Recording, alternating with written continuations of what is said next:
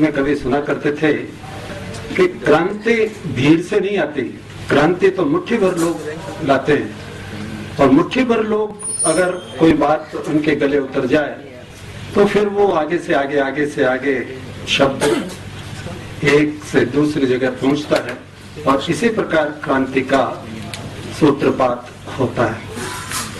तो अब इसलिए मैं माननीय राजीव जी से अनुरोध करूंगा कि वे अपनी सारगर्भित वार्ता से हमको लाभान्वित करें।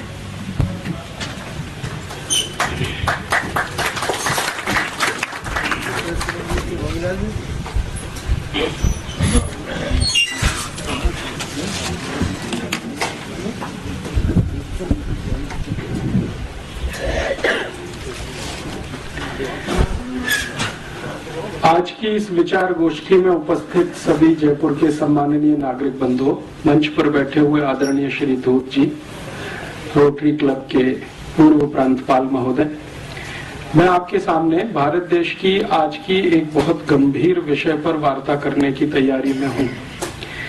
और वो गंभीर विषय क्यों है? क्योंकि हमारे देश में पिछले 10-12 वर्षों से, या भी कहें तो 15 वर्षों से, सरकार की ओर से बहुत बड़े पैमाने पर एक अभियान चलाया जा रहा है। वो है उदारीकरण, वैश्वीकरण, ग्लोबलाइजेशन, लिबरलाइजेशन। पिछले 10-12-15 वर्षों से जब से ये अभियान चल रहा है, इस अभियान को अगर मैं समझ पा रहा हूँ तो ये ना तो ग्लोबलाइजेशन है, ना तो लिबरलाइजेशन है, ये भारतीय समाज का अमेरिकनाइजेशन करने की कोशिश हो रही है। क्योंकि अगर ग्लोबलाइजेशन की हम बात करें और लिबरलाइजेशन की बात करें तो वो बात कुछ दूसरे तरह की होती है। जैसे हम कहते हैं कि दुनिया जो है ना सबके लिए खुली है। अगर दुनिया सबके लिए खुली है और बार बार एक मुहावरा इस्तेमाल होता है कि अब पूरा विश्व एक गांव हो गया है, कोई कहीं भी आ सकता है, कोई कहीं भी जा सकता है, तो इस दृष्टि से मैंने उदारीकरण, वैश्वीकरण को समझने की कोशिश की है कि क्या सच में विश्व एक गांव हो गया है। तो मेरे मन में जो प्रश्न आता है वो और जो हो रहा है वो दोनों को जब मैं देखने की कोशिश करता हूँ तो पता चलता है कि ऐसा तो कुछ भी नहीं हो रहा है। अगर हम ग्लोबलाइजेशन का सही अर्थ माने तो भारतीय मान्यता में और भारत की संस्कृति में, सभ्यता में वसुधैव कुटुंबकम कहा गया है कि सारी वसुधा, पूरी पृथ्वी हमारा एक परिवार है, कुटुंब है, जिसमें हर कोई स्वतंत्र है अपनी इच्छा से दूसरों की सीमाओं का सम्मान करते हुए कुछ करने के लिए। हमारी तो भारत की मान्यता कुछ इस तरह की है। लेकिन क्या दुनिया में वैश्वीकरण और उदारीकरण के नाम पर जो हो रहा है वो वैसा ही है? तो देखने में आता है कि हो ये रहा है कि अमेरिका और यूरोप की तरफ से दुनिया के गरीब देशों को जबरदस्ती दबाकर एक तरफा उनको अमेरिका और यूरोप की वस्तुओं का, सेवाओं का बाजार बनाने की तैयारी और कोशिश हो रही है। जब हम सही वैश्वीकरण की बात करते हैं तो उसका मतलब यह है कि जिसके पास जो कुछ है, कहते हैं ना कि दुनिया में अभी भारत में हमारे वर्तमान प्रधानमंत्री डॉक्टर मनमोहन सिंह इस वैश्वीकरण, उदारीकरण के बहुत बड़े पैरोकार हैं और बहुत बड़े समर्थक हैं। वो हमेशा एक तर्क देते हैं कि दुनिया में सभी लोगों को सस्ती और अच्छी वस्तुओं का खरीदने का और उपभोग करने का अधिकार है। तो ठीक है, किसी देश के पास बहुत अधिक मात्रा में सस्ती और अच्छी वस्तुएं हैं तो वो दूसरे देश में जाकर उनको बेचे। लेकिन इसके विपरीत अगर किसी देश के पास बहुत अच्छा और सस्ता श्रम है तो वो भी किसी दूसरे देश में जाकर बेचे। एक तरफ वस्तुएं हैं, एक तरफ श्रम है और एक तरफ पूंजी है। अगर किसी देश के पास बहुत सरप्लस में पूंजी है, बहुत अधिक मात्रा में पैसा है, जो पिछले 500-700 वर्षों में किसी ऐतिहासिक प्रक्रिया के तहत इकट्ठा हुआ है, जैसे यूरोप और अमेरिका में, तो वो तो स्वतंत्र हैं अपना पैसा लेकर कहीं भी जाने के लिए, कहीं भी लगाने के लिए, कहीं भी इन्वेस्ट करने के लिए, और सारे के सारे नियम, कायदे, कानून उसी हिसाब से बन रहे हैं। WTO की, विश्व व्यापार संगठन की, अंतर्राष्ट्रीय मुद्रा कोष और विश्व बैंक की जो शर्तें हैं वो कुछ इस तरह की हैं कि अमीर देश अपनी पूंजी को लेकर किसी भी देश में जाएं, कुछ भी उत्पादन करें, बिक्री करें और मुनाफा लेकर अपने देश में आए। तो जब भी उनसे ये बात होती है कि भैया आप अपनी पूंजी लेकर दुनिया के अगर किसी भी देश में जा सकते हैं, तो जिन देशों के पास पूंजी नहीं है उनके पास दूसरी कोई चीज है, तो वो उसे लेकर दूसरे किसी भी देश में जाने की उनको छूट होनी चाहिए। जैसे भारत के बारे में मैं बात करूं, अफ्रीका के बारे में बात करूं, एशिया के देशों के बारे में बात करूं, तो हमारे पास पूंजी अधिकता में नहीं है, क्योंकि एक ऐतिहासिक प्रक्रिया के तहत पिछले 500 साल में हमारी पूंजी को लूटा गया है, गुलाम बनाकर, कभी अंग्रेजों के द्वारा, कभी फ्रांसीसियों के द्वारा, कभी डच लोगों के द्वारा, कभी स्पेनिश लोगों के द्वारा समय समय पर हमारे देशों को, हमारे जैसे देशों को गुलाम बनाकर हमारी पूंजी को लूटा गया। तो हमारे पास तो सरप्लस में पूंजी नहीं है, लेकिन हमारे पास सरप्लस में श्रम है, लेबर है और स्किल्ड लेबर है। तो उदारीकरण में क्यों नहीं हमको इस बात की छूट होनी चाहिए कि हम हमारे अतिरिक्त श्रम को, अतिरिक्त लेबर को लेकर दुनिया के किसी भी देश में जाएं और उनको वहां हम काम पे लगाएं और उनके श्रम का जो मूल्य मिले वो भारत में लेके आएं। इसका अर्थ ये है कि हम हमारा दरवाजा अगर विदेशी पूंजी के लिए खोलते हैं तो अमेरिका और यूरोप के देशों के दरवाजे हमारे श्रमिकों के लिए क्यों ना खुले। भाई जिसके पास जो सरप्लस है वो अपना बेचे बाजार में। तो यूरोप और अमेरिका के पास वस्तुओं की अधिकता है और पूंजी की अधिकता है, क्योंकि वो मास प्रोडक्शन वाले लोग हैं। तो अपनी वस्तु और पूंजी को लेकर अगर वो हमारे यहाँ आना चाहते हैं तो हमारे पास श्रम की अधिकता है क्योंकि जनसंख्या बहुत है। चीन के पास श्रम की अधिकता है क्योंकि जनसंख्या बहुत है। तो हमारे मजदूरों को उन देशों में जाने की खुली छूट होनी चाहिए। अर्थात किसी भी देश में भारत के मजदूरों को जाने के लिए वीजा एप्लीकेशन क्यों होना चाहिए ग्लोबलाइजेशन में। जब उनकी पूंजी हमारे देश में आती है और बिना किसी रोक टोक के आती है तो हमारे श्रम को उनके देश में जाने के लिए रुकावट क्यों होनी चाहिए। अमेरिका और अमेरिका समर्थक देशों में वीजा के लिए रुकावट क्यों होनी चाहिए। भारत के नागरिकों को दूसरे देशों में जाने के लिए वीजा की आवश्यकता क्यों होनी चाहिए, क्योंकि हमारे पास श्रम है, उनके पास पूंजी है। दुनिया में दो ही चीजें होती हैं जो उत्पादन में मदद करती हैं, या तो पूंजी मदद करती है या श्रम मदद करता है। और पूंजी अकेले तो कुछ नहीं करती बिना श्रम के, बिना लेबर के पूंजी तो कुछ नहीं कर सकती, क्योंकि वो तो अपने आप में मृत वस्तु है, उसमें तो जान नहीं है, जीवित नहीं है। तो हमारे पास जो जीवित है वो हमारा श्रम है। तो हम हमारे नागरिकों को श्रमिक बनाकर करोड़ों की संख्या में अमेरिका क्यों न भेज दें। मान लीजिए हमारे 20 करोड़ श्रमिक हैं, अमेरिका उनको ले ले। हमारे पास 50 करोड़ श्रमिक हैं, यूरोप के देश उनको ले लें।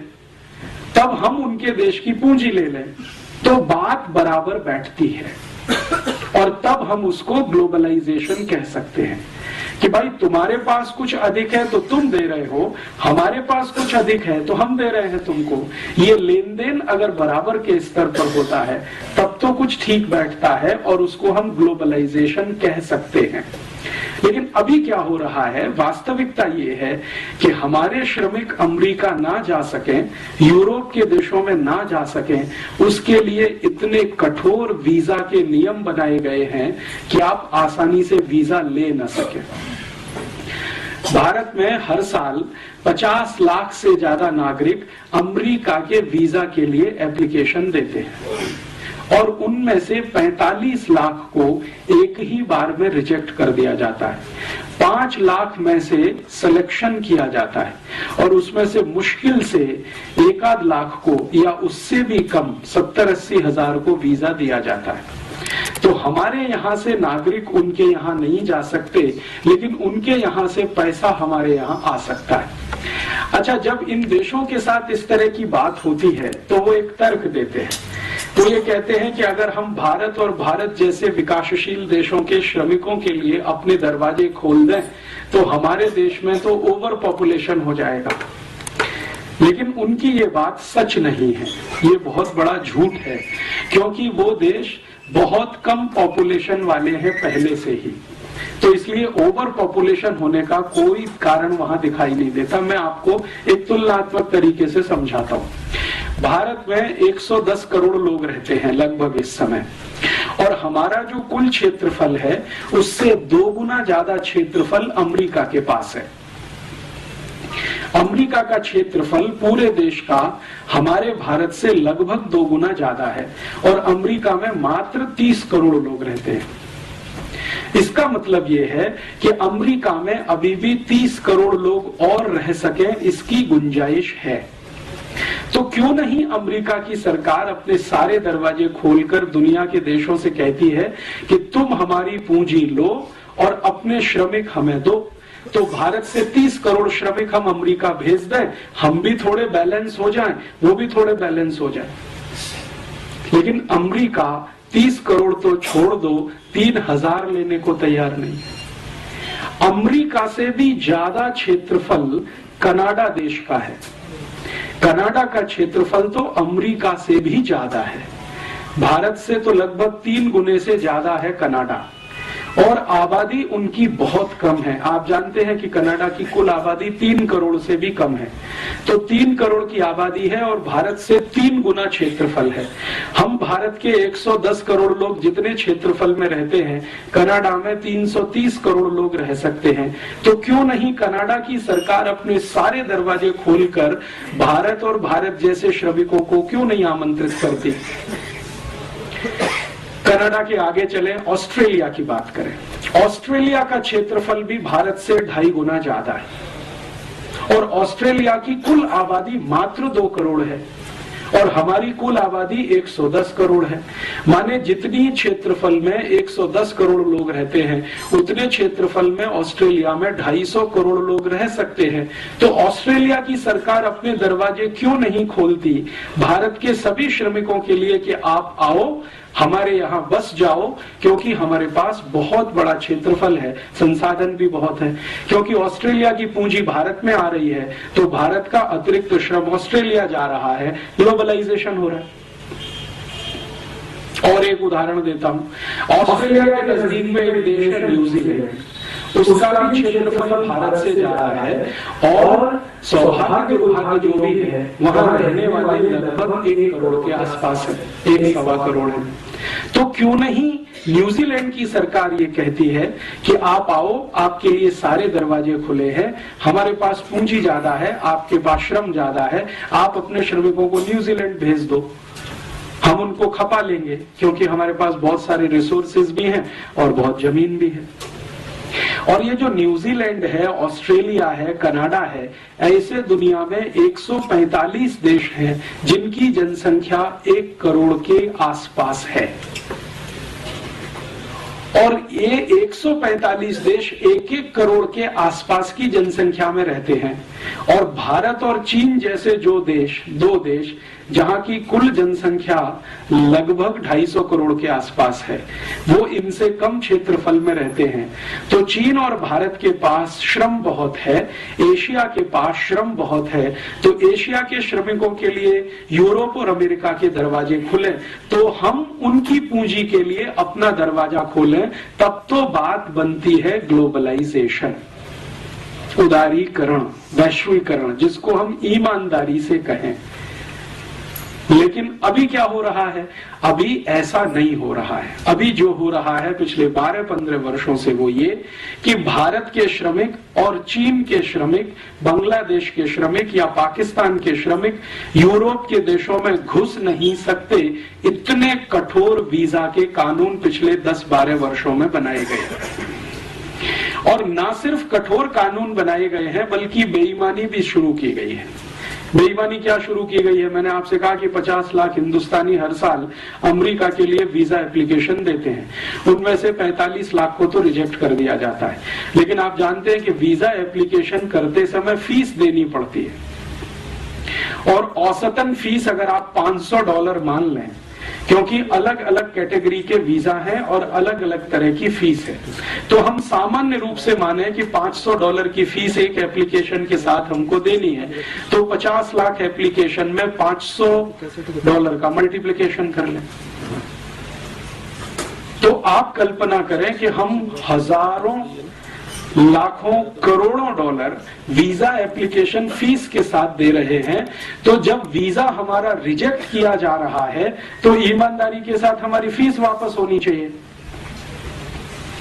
लेकिन अमेरिका की कोई भी एम्बेसी हमारी वीजा फीस को वापस नहीं करती है। इसका मतलब ये है कि अमेरिका की सभी एम्बेसियां पूरी बेईमानी के साथ इस देश को लूटने में लगी हुई हैं। ईमानदारी तो ये है कि अगर आप हमारा वीजा नहीं दे सकते तो फीस वापस कर दो और कह दो कि भाई आप अमेरिका जाने के लायक नहीं है। लेकिन हमारी फीस भी नहीं देते, पैसा भी रख लेते हैं, अपमान करके हमको एम्बेसी से निकाल भी दिया जाता है, फिर भी हम वहां लाइन लगा के खड़े रहते हैं। मैंने बहुत दुखद दृश्य मेरी आंखों से बार बार देखा है। दिल्ली, मुंबई, कलकत्ता, मद्रास में भारत के लोग गुलामों की तरह से अमेरिका एम्बेसी में वीजा के लिए लाइन लगाते हैं, जैसे भेड़ बकरियां लाइन लगाती हैं, और उनके साथ इतनी बदतमीजी और इतने अपमान का व्यवहार किया जाता है कि वो सुसाइड कर लेना वहां ज्यादा सम्मानजनक होता है। हर क्षण अपमान करते हैं। आपको इंटरव्यू के लिए बुलाया जाएगा और बहुत ही बदतमीजी के साथ आपसे सवाल किए जाएंगे। और सिर्फ इतना ही अपमान नहीं करते हैं, आप गलती से वीजा पा गए और अमेरिका के हवाई अड्डे पर पहुंच गए तो आपके कपड़े उतार सकते हैं और पूरे के पूरे उतार सकते हैं। और ये कोई साधारण आदमी के साथ होता हो तो हम चलो मान लेते हैं, लेकिन ये हमारे रक्षा मंत्रियों के साथ होता है, मुख्यमंत्रियों के साथ होता है। अभी थोड़े दिन पहले आप जानते हैं कि इस भारत देश के मध्य प्रदेश के मुख्यमंत्री श्री बाबूलाल गौर अमेरिका प्रवास पे गए और हवाई अड्डे पर सारे कपड़े उतरवा लिए। और श्री बाबूलाल गौर कहते हैं खुद कि मैं सिर्फ अंडरवियर पहने हुए था, बाकी सब उतारना पड़ा। इसी तरह से हमारे देश के एक बहुत बड़े समाजवादी नेता जॉर्ज फर्नांडीज जब भारत के रक्षा मंत्री की हैसियत से अमेरिका गए तो उनके सारे कपड़े उतार दिए, सिर्फ अंडरवियर पहने रह गए। तो भारत के रक्षा मंत्री का, भारत के मुख्यमंत्री का किसी भी हवाई अड्डे पर कपड़े का उतार दिया जाना, ये इस बात को बताता है कि उनकी जो मानसिकता है हमारे प्रति गुलामी वाली, वो अभी गई नहीं है। वो हमको अभी भी गुलाम मानते हैं। तो फिर ग्लोबलाइजेशन कैसे हो सकता है?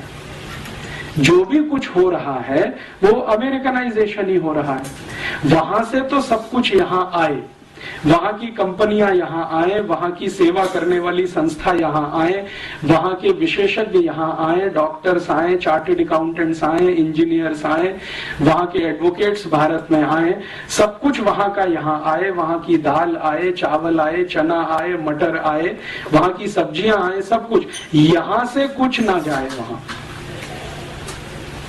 वहां की संस्कृति आए, वहां की सभ्यता आए, वहां की परंपरा आए, सब कुछ आए, यहां से कुछ ना जाए वहां।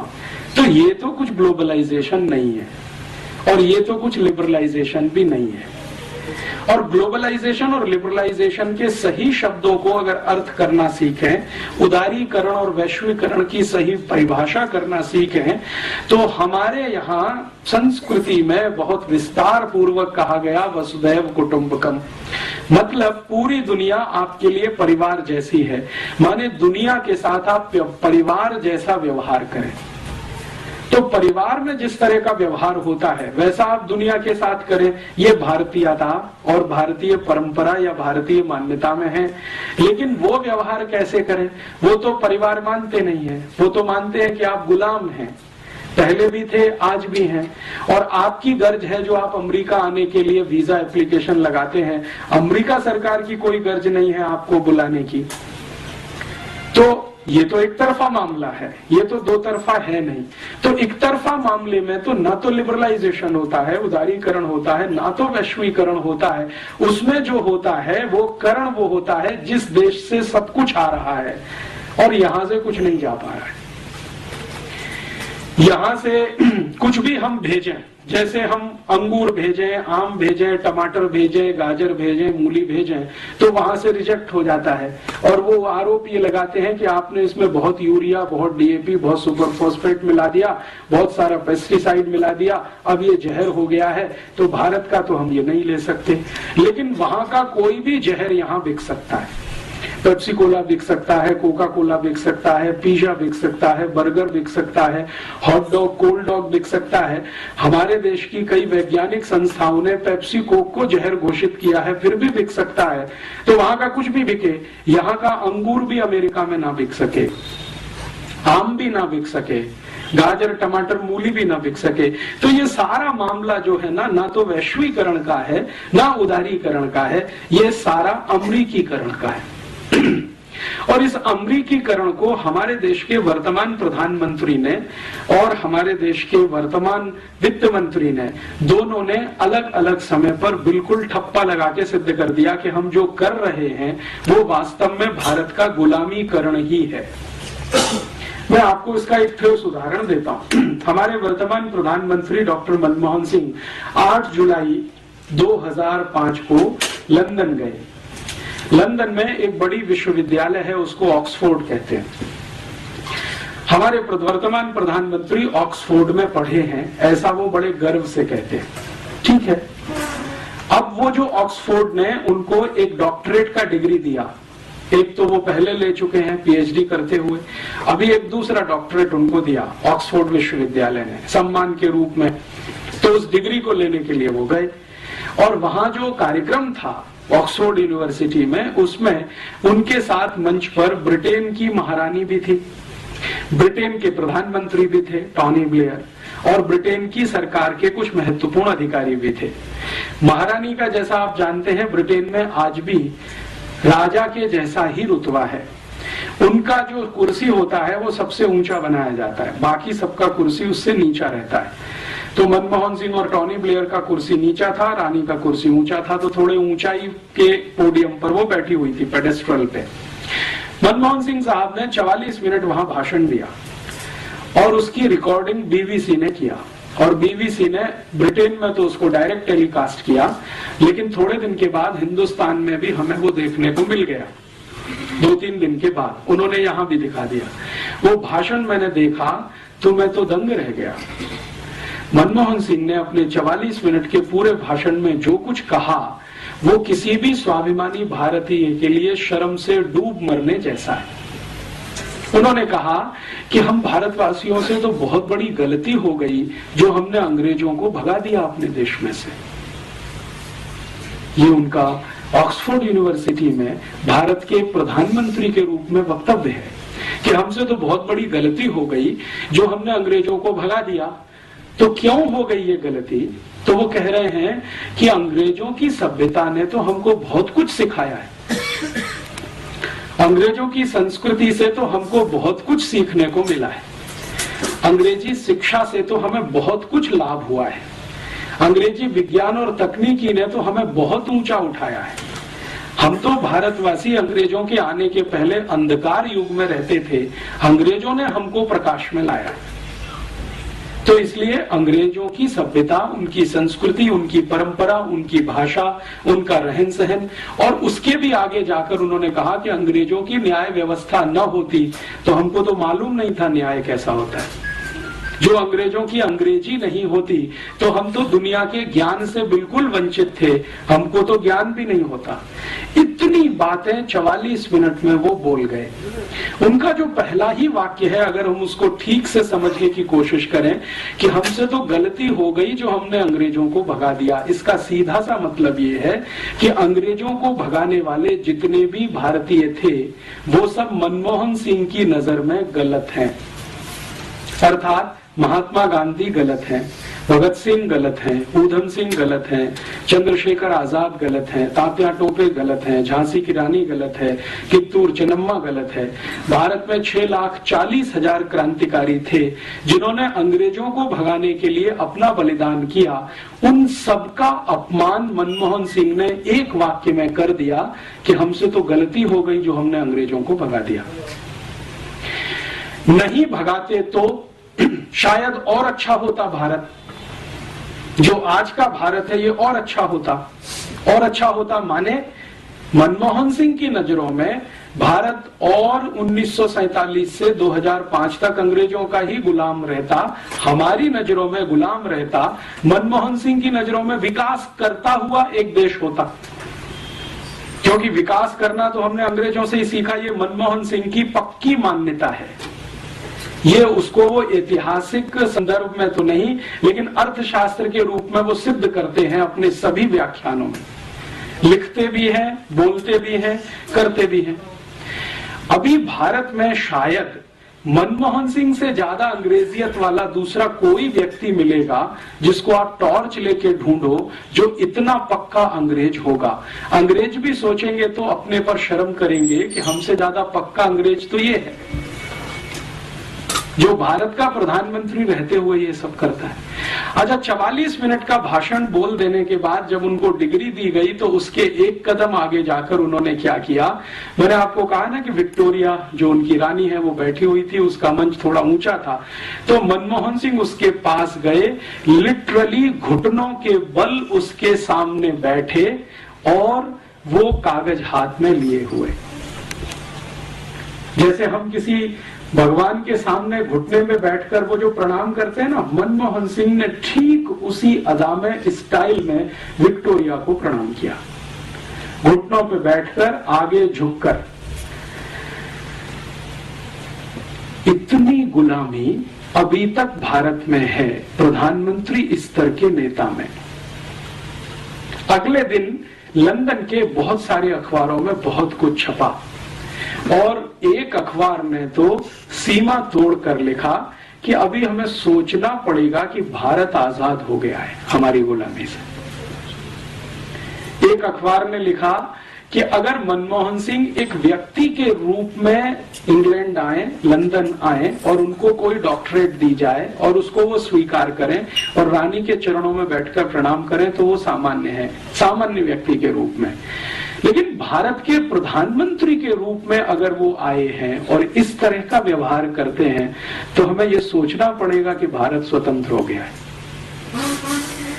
ये जो मानसिकता है, ये मनमोहन सिंह तो मैंने एक निमित्त रूप में नाम लिया है, आपको समझ में आ जाए जल्दी, क्योंकि ये तत्काल की घटना है। लेकिन ये घटना सिर्फ एक मनमोहन सिंह के साथ नहीं है, ये भारत के उन सभी नेताओं के साथ है जो पश्चिम को, विशेष रूप से यूरोप को अपना दिशा निर्देशक मानते हैं, निर्देशक मानते हैं और मानते हैं कि जो कुछ अच्छा होगा वो पश्चिम से ही होगा, यूरोप से ही होगा, अमेरिका से ही होगा। इस तरह की बात जो मनमोहन सिंह ने अभी की है, ये कोई असामान्य नहीं है भारत में, क्योंकि पिछले आजादी के लगभग 60 वर्षों में कई प्रधानमंत्रियों के मुंह से हमने इस तरह की बातें सुनी हैं। हमारे पहले प्रधानमंत्री पंडित जवाहरलाल नेहरू तो बार बार संसद में कह रहे हैं कि भारत को यूरोप जैसा बनाना है, उसके लिए जो करना पड़े हम करेंगे, बनाना है यूरोप के जैसा। और इसको उन्होंने 1953 में स्वीकार किया है। उनकी एक चिट्ठी है जो कनाडा के प्रधानमंत्री को उन्होंने लिखी है और उस पर उन्होंने स्पष्टता से कहा है कि मेरे और महात्मा गांधी के बहुत बड़े वैचारिक मतभेद हैं भारत के विकास को लेकर। गांधी जी चाहते रहे हैं कि भारत स्वदेशी और स्वावलंबन के रास्ते पर जाए, मैं चाहता हूं कि भारत यूरोप जैसा बने। इसमें हमारे उनके बहुत मतभेद हैं, वो कनाडा के प्रधानमंत्री को कह रहे हैं। और इतना ही नहीं, आगे पत्र में तो वो वहां तक कह गए हैं कि मुझे ऐसा लगता है कि महात्मा गांधी का दिमाग खराब हो गया। ये शब्द हैं जो पंडित नेहरू ने लिखे हैं गांधी जी के प्रति। और पत्र की अंतिम वाक्य तो उनकी इतनी खराब है, वो कहते हैं कि ये खूसट बुढ़ा, जो शब्द इस्तेमाल किया है, ये खूसट बुढ़ा जितनी जल्दी चला गया हमारे लिए उतना अच्छा। माने नेहरू जी को इस बात का कोई गम नहीं है कि गांधी जी जल्दी चले गए, 1948 में ही मर गए। वो पत्र की फोटोकॉपी मैंने बहुत संभाल के रखी हुई है। कनाडा के प्रधानमंत्री को भारत के प्रधानमंत्री द्वारा लिखा गया पत्र 1953 में 22 जुलाई की तारीख है। कनाडा के प्रधानमंत्री ने गलती से कहें या जानबूझकर कहें, उस पत्र को अपनी ऑटोबायोग्राफी में अभी छाप दिया है। और वो थोड़े दिन में भारत में किताब बन के आएगा तो उस पर बवाल होने वाला है और जवाब देना पड़ेगा। तो नेहरू जी खुद मानते हैं कि मेरे गांधी जी से मतभेद है विकास के सवाल पर। और बाद में नेहरू जी का जो भारत की संसद में अलग अलग समय पर दिए गए वक्तव्य हैं, जैसे उन्होंने एक बार बहुत लंबा भाषण दिया है भारत की संसद में गाय के वध को रोकने के प्रश्न पर, गोवध रोकने के प्रश्न पर। तब लंबे भाषण में उन्होंने कहा है कि आजादी के पूर्व मैंने कहा था कि गाय हत्या बंद होनी चाहिए, लेकिन जरूरी नहीं है कि आजादी के बाद वो हो ही जानी चाहिए। और वो कहते हैं कि मैं संसद के सभी सांसदों को विनम्रता पूर्वक अपील करता हूं कि ये गोवध को रोकने के लिए जो कानून बनने जा रहा है इसको वो पास ना होने दें। अगर ये पास हुआ तो मुझे इस्तीफा देना पड़ेगा। तो उनसे जब बात की जा रही है कि आपको क्या तकलीफ है भारत की गाय की रक्षा हो, इसमें आप क्यों परेशान हैं, तो नेहरू जी कहते हैं कि ये विश्व के लोग हंसेंगे हमारे ऊपर, दुनिया हंसेगी कि हम गाय बचाने में लगे हुए हैं। दुनिया हंसेगी माने यूरोप हंसेगा हमारे ऊपर कि हम गाय बचाने में लगे हुए, क्योंकि यूरोप में तो गाय को काट के ही खाया जाता है। दूध के लिए गाय को यूरोप में पाला नहीं जाता है। ये ठीक है कि वो दूध दे देती है तो वो बाई प्रोडक्ट है, लेकिन मुख्य तो गाय का मांस है।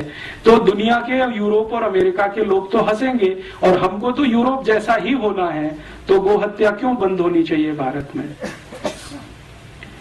तो ये एक विचार है। ये मैंने तुलना इसलिए की है कि ये मनमोहन सिंह महोदय ने जो कुछ बोल दिया है वो कोई आश्चर्य की बात नहीं है, क्योंकि भारत में पिछले 60 साल से ये बोला जा रहा है। अगर नेहरू जी ये बोल सकते हैं तो मनमोहन सिंह के बोलने में क्या तकलीफ है।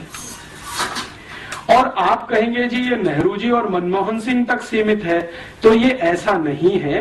भारत में पिछले 60 वर्षों में जो प्रधानमंत्री हुए हैं उनमें से 2-3 को छोड़कर लगभग सभी इसी विचार के हैं, मानसिकता के हैं। और प्रधानमंत्री से भी ज्यादा पिछले 60 वर्षों में भारत की योजना बनाने वाले जो बड़े अर्थशास्त्री हुए हैं या योजना आयोग के अध्यक्ष उपाध्यक्ष रहे हैं, वो तो इससे भी ज्यादा बड़ी मानसिकता वाले हैं। जैसे वर्तमान में योजना आयोग के अध्यक्ष तो हमेशा प्रधानमंत्री होते हैं, लेकिन मुख्य काम उपाध्यक्ष करता है। तो मोंटेक सिंह अहलूवालिया इस समय उपाध्यक्ष हैं। वो कहते हैं कि नेहरू जी जितनी तीव्रता से भारत को यूरोप बना सकते थे, उससे ज्यादा मैं चाहता हूं कि और ज्यादा तेजी से भारत यूरोप बने। तो वर्तमान में भारत के योजना आयोग के उपाध्यक्ष हों या प्रधानमंत्री हों या प्रधानमंत्री के मंत्रिमंडल में चिदम्बरम जो वित्त मंत्री हैं, ये तो 1996 में जब लंदन थे 24 अक्टूबर को, तो इन्होंने इंग्लैंड की बहुत सारी कंपनियों के अधिकारियों के सामने कहा था, वो रिकॉर्ड पर है, कि हमने 400 साल पहले अंग्रेजों को बुलाया और ईस्ट इंडिया कंपनी के लिए दरवाजा खोला। तो अब फिर से हम दरवाजा खोलना चाहते हैं, आप आइए और भारत को लेके जाइए, हम प्लेट में रख के भेंट करते हैं आपको। तो इस तरह की जो मानसिकता है, इसमें व्यक्ति महत्व का नहीं है, विचार महत्व का है। वो मनमोहन सिंह ये कहते हैं, चिदम्बरम ये कहते हैं, मोंटेक सिंह अहलूवालिया ये कहें, या कभी पंडित जवाहरलाल नेहरू ये कहें, या कभी कोई XYZ और कहे, व्यक्ति का महत्व इसमें नहीं है। विचार क्या है वो समझने की है। और विचार बहुत ताकत के साथ भारत के सत्ता वर्ग में ये बैठा हुआ है कि यूरोप जैसा ही होना अंतिम लक्ष्य है हमारा, अमेरिका जैसा ही होना अंतिम लक्ष्य है हमारा। मेरे मन में पिछले 10, 12, 15 वर्षों से ये विषय बहुत तेजी से घूमता रहा है कि अगर हमारी सत्ता व्यवस्था और प्रतिष्ठान के मन में ये पक्का बैठ गया है कि भारत को यूरोप और अमेरिका जैसा ही होना है, तो समझ लें कि यूरोप और अमेरिका क्या है। क्योंकि आप जब किसी के जैसा होना चाहते हैं और बिना समझ के होएंगे तो शायद इसमें कष्ट ज्यादा आएगा, समझ के साथ होएंगे तो शायद बेहतर हो जाएगा। तो मैंने सोचना शुरू किया कि जिस यूरोप और अमेरिका जैसा होना नेहरू जी चाहते रहे हैं, आज के मनमोहन सिंह चाहते हैं, मोंटेक सिंह अहलुवालिया चाहते हैं, या ऐसे और भी बहुत सारे राजनेता होंगे जो भारत की संसद में अलग अलग समय पर बोलते रहे हैं, अनेक अनेक दूसरी पार्टियों में हैं। बीजेपी में ऐसे कई नेता हैं जो भारत को अंग्रेज और यूरोप जैसा ही देखना चाहते हैं अपने तरीके से।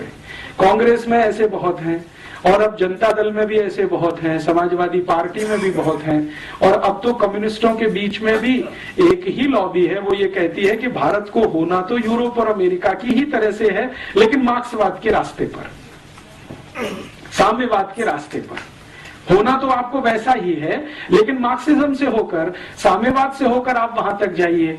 और दूसरी जो लॉबी है वो ये कहती है कि कैपिटलिज्म के रास्ते से वहां तक जाइए। तो या तो आपको पूंजीवाद से होते हुए यूरोप और अमेरिका तक जाना है, या मार्क्सवाद से होते हुए यूरोप और अमेरिका तक जाना है। लक्ष्य वही है, रास्ते अलग अलग हैं। तो ऐसी परिस्थिति में मेरे मन में एक विचार आया कि ये गांधी जी क्या कहते हैं यूरोप और अमेरिका के बारे में, जिसको नेहरू जी खूसट बुड्ढा कहते हैं। गांधी जी के मन में क्या है? तो गांधी जी की लिखी हुई सबसे पहली एक किताब मैंने पढ़ी, जो उन्होंने 1909 में लिखी थी, हिंद स्वराज। बहुत पतली सी पुस्तक है, और मेरी विनम्र प्रार्थना है आप सब पढ़ें तो बहुत अच्छा है। तो उनके बारे में बहुत सारी जो गलतफहमियां समाज में हैं वो दूर हो जाए शायद। उस पुस्तक में गांधी जी लिख रहे हैं कि ये यूरोप और अमेरिका की जो सभ्यता है, ये तो बिल्कुल शैतानी सभ्यता है। शैतान शब्द उन्होंने इस्तेमाल किया है, और गांधी जी के सामने बहुत बार उस पुस्तक को रखकर पंडित नेहरू ने और भारत के कई नेताओं ने आपत्ति उठाई है कि आपने इतना कड़ा शब्द क्यों लिखा है कि ये शैतानी सभ्यता है। तो गांधी जी कहते हैं कि मैंने ये बहुत समझ बूझकर लिखा है, भावनात्मक आवेश में आकर नहीं लिखा है। मैंने इस यूरोप और अमेरिका की सभ्यता को समझने में अपने जीवन के उस दिन से, जिस दिन से मैं लंदन आया, गांधी जी जब लंदन गए हैं पढ़ाई करने के लिए और वापस आए हैं, तो वो कह रहे हैं कि इस पूरे समय को मैंने इस सभ्यता को समझने में ही लगाया है। और मेरी जो समझ बनी है इस सभ्यता के बारे में वो ऐसी ही है कि ये शैतानी सभ्यता है। भारत में कभी किसी पुराने काल में कोई राक्षसी सभ्यता होती होगी, ये उससे भी नीचे गिरी हुई है। इतने कड़े शब्दों में वो कह रहे हैं। इससे भी ज्यादा कड़े शब्दों में गांधी जी ने एक और टिप्पणी की है जो दर्ज है, जिसको उन्होंने आज तक वापस नहीं लिया अपने मरने के पहले तक। वो टिप्पणी ये है, वो ये कह रहे हैं कि ये जो पार्लियामेंट्री डेमोक्रेसी है, संसदीय लोकतंत्र, जो हमने इंग्लैंड से उधार ले लिया है या इंग्लैंड ने जबरदस्ती हमारे ऊपर थोप दिया है, ये तो किसी वैश्यावृत्ति से भी नीचे गिरा हुआ है।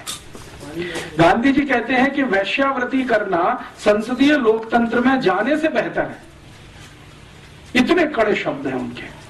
और भारत की संसद उस समय बन रही है जब गांधी जी आए हैं, 1914 में भारत आए हैं, तो संसद का ये निर्माण कार्य चल रहा है जो वर्तमान में आपको दिखाई देता है। और 1925 में ये संसद बनकर पूरी हुई है और इसमें से बैठकें होना शुरू हुई हैं। तो गांधी जी कहते हैं कि ये तो हमने एक बांझ को खड़ा कर दिया है जिसमें फर्टिलिटी नहीं है। तो गांधी जी को कोई पूछ रहा है कि आप ऐसा क्यों बोल रहे हैं, तो उन्होंने कहा कि इस संसद में से जिसको हमने खड़ा कर दिया है ढांचा, भारत के लिए कुछ भी शुभ निकलेगा नहीं। इसमें से जो निकलेगा वो अशुभ ही होगा। और ये बात गांधी जी जो 1914-15 में कह गए हैं, सन 2005 में सिद्ध हो गई है। अब इसमें सिद्ध होने के लिए और बहुत प्रतीक्षा करने की जरूरत नहीं है कि इसमें से कुछ निकलेगा नहीं। प्रोस्टिट्यूशन बोल दिया संसदीय लोकतंत्र को, और यूरोपियन अमेरिकन सिविलाइजेशन को बोल दिया कि ये शैतानी सभ्यता है। शैतान की सभ्यता, राक्षसों की सभ्यता भी इससे कुछ अच्छी हो सकती है, ये उससे भी गिरी हुई है। गांधी जी की यही एक पुस्तक पढ़कर मेरे मन में तीव्र जिज्ञासा पैदा हुई कि गांधी जी ने जिस यूरोपीय सभ्यता के बारे में ये शब्द इस्तेमाल किया और जिसको उन्होंने समझ लिया 14-15 साल में, इसको हम भी समझें। तो पहले मैं ढूंढता रहा कि गांधी जी ने यूरोपियन सभ्यता के बारे में कहां-कहां क्या-क्या लिखा है, लेकिन गांधी जी ने अपने एक पत्र में लिखा है, मीरा बहन जो गांधी जी की एक सहयोगी थी, मैडलिन स्लेड उनका मूल नाम था, आयरिश लेडी थी, गांधी जी के साथ आकर उन्होंने बहुत दिन काम किया, तो उनको बहुत सारे पत्र उन्होंने लिखे हैं। तो उसमें एक पत्र है जिसमें वो कहते हैं कि देखो, मुझे कभी समय मिला, फुर्सत हुई तो विस्तार के साथ मैं पश्चिमी सभ्यता के बारे में लिखूंगा, तुमको कोई आपत्ति तो नहीं होगी। तो मीरा बहन कह रही है कि बापू, उस सभ्यता से परेशान होकर तो मैं आपके पास आई हूं, मुझे क्या आपत्ति होगी, मुझे तो खुशी होगी कि भारत के लोग उसको खुलकर देख और समझ लेंगे, जो अंधे होकर उसके पीछे भाग रहे हैं, जिसको छोड़कर मैं आपके पास आई हूं। लेकिन ये पत्र ही रह गया। गांधी जी को शायद समय नहीं मिला, फुर्सत नहीं मिली और वो लिख नहीं पाए। यूरोपीय और पश्चिमी सभ्यता के बारे में ज्यादा वो कुछ कह नहीं पाए, सिर्फ संकेत भर कुछ उन्होंने कर दिए। बाद में मैंने ढूंढना शुरू किया कि गांधी जी के जो समकालीन है, दो को किसी ने कुछ लिखा हो यूरोपीय सभ्यता के बारे में। तो गांधी जी के जो समकालीन है और कुछ अच्छे लेखक इस देश में माने जाते हैं, उनमें से 2-3 ने कोशिश किया, लेकिन वो भी भरपूर तरीके से नहीं लिखा, संकेत मात्र है। जैसे एक जैनेन्द्र कुमार जैन बड़े हिंदी के लेखक हुए, गांधी जी से बहुत प्रभावित थे, पश्चिमी सभ्यता के बारे में उन्होंने कुछ लिखा है। अभी थोड़े दिन पहले हिंदी के एक बड़े लेखक का स्वर्गवास हुआ, श्री निर्मल वर्मा। उन्होंने थोड़ी कोशिश की है और पश्चिमी सभ्यता को गांधी जी की दृष्टि से देखने की, लिखने की, लेकिन श्री निर्मल वर्मा ने पश्चिमी सभ्यता के बारे में 2-3 फुटकर लेख लिखे हैं, कोई बड़ा पुस्तक नहीं लिख पाए।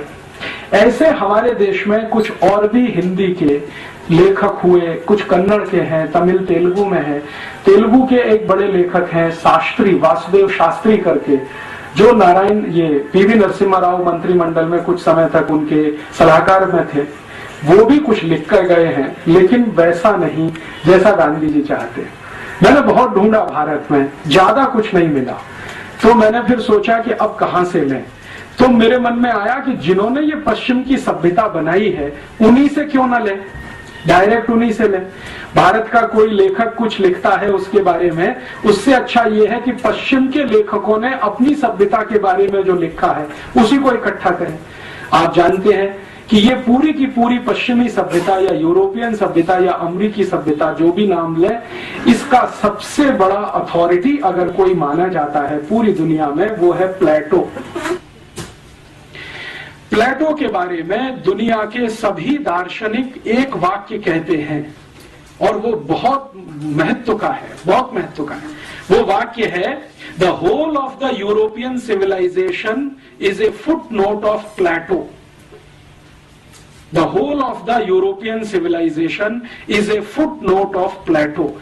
माने पूरी की पूरी यूरोपियन सभ्यता, पश्चिमी सभ्यता प्लेटो के फुट नोट के जैसी है। फुटनोट तो आप समझते हैं, किताब के नीचे जो कुछ आपने लिख दिया है। इसका मायने ये है कि प्लेटो यूरोपियन सिविलाइजेशन का सबसे बड़ा अथॉरिटी है। मैंने प्लेटो को पढ़ना शुरू किया और प्लेटो की जितनी भी पुस्तकें उपलब्ध हैं बाजार में, हिंदी में हो या अंग्रेजी में या किसी अन्य भाषा में, मैंने कोशिश की है कि उसको मैं जानूं। तो ज्यादातर अंग्रेजी में उपलब्ध है, मैंने वो सब पढ़ डाली। और प्लेटो की जो सबसे महान पुस्तक मानी जाती है रिपब्लिक, जिसके बारे में सारी दुनिया उसकी चर्चा करती है, उसको मैंने 8-10 बार पढ़ डाला। रिपब्लिक, प्लेटो खुद कहता है कि ये जो रिपब्लिक है वो मेरी सबसे अच्छी कृति है। प्लेटो ने बहुत कुछ लिखा, लेकिन रिपब्लिक के बारे में वो खुद कहता है कि ये मेरी सबसे अच्छी कृति है। सोक्रेटिस, सुकरात, जो बहुत कुछ लिख गए अपनी सिविलाइजेशन के बारे में, उनका मैंने कुछ इकट्ठा किया। देकार्ते, बहुत बड़े दार्शनिक हैं यूरोप के, उनका बहुत कुछ इकट्ठा किया। लेविनिज, बहुत बड़े फिलोसोफर माने जाते हैं, उनका इकट्ठा किया। रूसो, जो मॉडर्न फिलोसोफर्स में जिसकी सबसे बड़ी ऊंचाई है पूरे यूरोप में, रूसो, उनका लिखा हुआ सब इकट्ठा किया।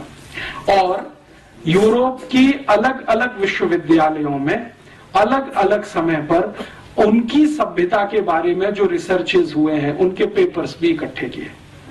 सबसे ज्यादा रिसर्च हुई है यूरोपियन सिविलाइजेशन पर, तो फ्रेंच में हुई है।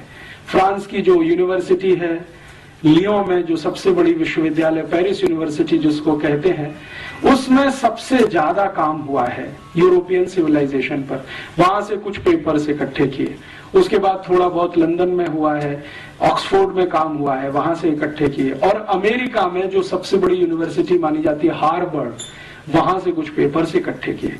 और इतने सारे पेपर्स इकट्ठा करके पिछले कई वर्षों से लगातार मैं पढ़ता रहा, समझता रहा, नोट्स लेता रहा और कुछ लिखता रहा। उन सबको समझकर और देखकर जो पता चला, तो बात बिल्कुल सही है जो गांधी जी बोल गए कि ये शैतानी सभ्यता है। गांधी जी जो बोल गए हैं, शायद वो कुछ कम बोल गए हैं। इतना सब पढ़ने के बाद मुझे लगता है कि ये उससे भी ज्यादा आगे गिरी हुई सभ्यता है। इस सभ्यता के कुछ बिंदु मैं आपके सामने अभी लाना चाहता हूं। जिस यूरोपियन और अमेरिकन सिविलाइजेशन की तरफ हम अंधे होकर दौड़ रहे हैं, हमसे मतलब हमारी राज व्यवस्था, हमारी जो पॉलिटिकल इकोनॉमी है, वो अंधा होकर जो दौड़ रही है, और हमारे देश के जो राज्य चलाने वाले लोग हैं, उसको मैं समझना चाहता हूं कि इसमें बुराई क्या है, और कुछ अच्छाई है तो वो भी दिखाई दे। तो उस दृष्टि से मैंने थोड़ा तटस्थ होकर उनके यहाँ से कुछ इकट्ठा किया है। मेरे अपने 15 साल का जो अभ्यास क्रम है इस विषय का, वो ये बताता है कि किसी भी सभ्यता को अगर देखना हो, ठीक से समझना हो, तो उसकी प्राइवेट लाइफ आपको पता होना बहुत आवश्यक है। क्योंकि जो सिविलाइजेशन होती है वो प्राइवेट लाइफ से शुरू होती है। निजी जीवन जो होता है आपका, वो आपकी सिविलाइजेशन को पूरी तरह से बताता है। जो सार्वजनिक जीवन है वो सिविलाइजेशन को कई बार नहीं बताता। क्यों? क्योंकि सार्वजनिक जीवन में आप कई बार पाखंड कर रहे होते हैं, ढोंग कर रहे होते हैं, आप जो नहीं होते हैं उसको दिखाने की कोशिश कर रहे होते हैं। तो सार्वजनिक जीवन तो बहुत विवादास्पद हो जाता है। निजी जीवन में विवाद नहीं होता, क्योंकि वहां जो है वो है। घर के अंदर आप जैसे हैं वो आपका प्राइवेट लाइफ बता देता है कि आपकी सिविलाइजेशन कैसी है। तो यूरोपियन परिवार की या यूरोपियन समाज की, और यूरोपियन समाज में मैं जब भी कहूंगा तो अमेरिका शामिल है, तो यूरोपियन समाज की निजी जिंदगी को जानने की पिछले कुछ साल में कोशिश करता रहा। उसमें से जो तथ्य निकल कर आए हैं वो बहुत ऐसे हैं जो झकझोर देते हैं, कई बार स्वीकार नहीं होते हैं, कई बार डाइजेस्ट नहीं होते हैं। मुझको ये सारे तथ्य डाइजेस्ट होने में बहुत साल लग गए, और मैं, मेरे गुरु जिनका नाम है श्री धर्मपाल, जिन्होंने मुझे इस काम में बहुत बड़ी मदद की, उनके साथ इस विषय पर घंटों घंटों बहस करता रहा हूं पिछले 1997 से आज तक। तो वो ये कहते हैं कि तुमको क्या तकलीफ होती है ये सत्य को स्वीकार करने में जैसा वो है। मैंने कहा मुझे जो बताया गया है यूरोप के बारे में और अमेरिका के बारे में वो इन तथ्यों से बिल्कुल उल्टा है। तो उन्होंने कहा कि सोच लो, जो तुम्हें बताया गया है वो गलत है और जो अभी तुम देख रहे हो वो ही सच है। तो मैं उनसे हमेशा ये पूछता रहा कि जिन लोगों ने मुझे ये बताया कि यूरोप ऐसा है, अमेरिका ऐसा है, उन लोगों ने शायद इनको जानबूझकर छुपा के रखा हमसे। तो उनका इसलिए कि उनको तुम्हें गुलाम बना के रखना था। तो अंग्रेजों ने अपने बारे में योग बताया, वो थोड़ा अच्छा ही होगा, खराब क्यों बताएंगे? खराब तो तुमको खोजना पड़ेगा अगर उनका पूरा सत्य देखना है तो वो जो कुछ दिखाई देता है वो गांधी जी के कहे से बिल्कुल मेल खाता है।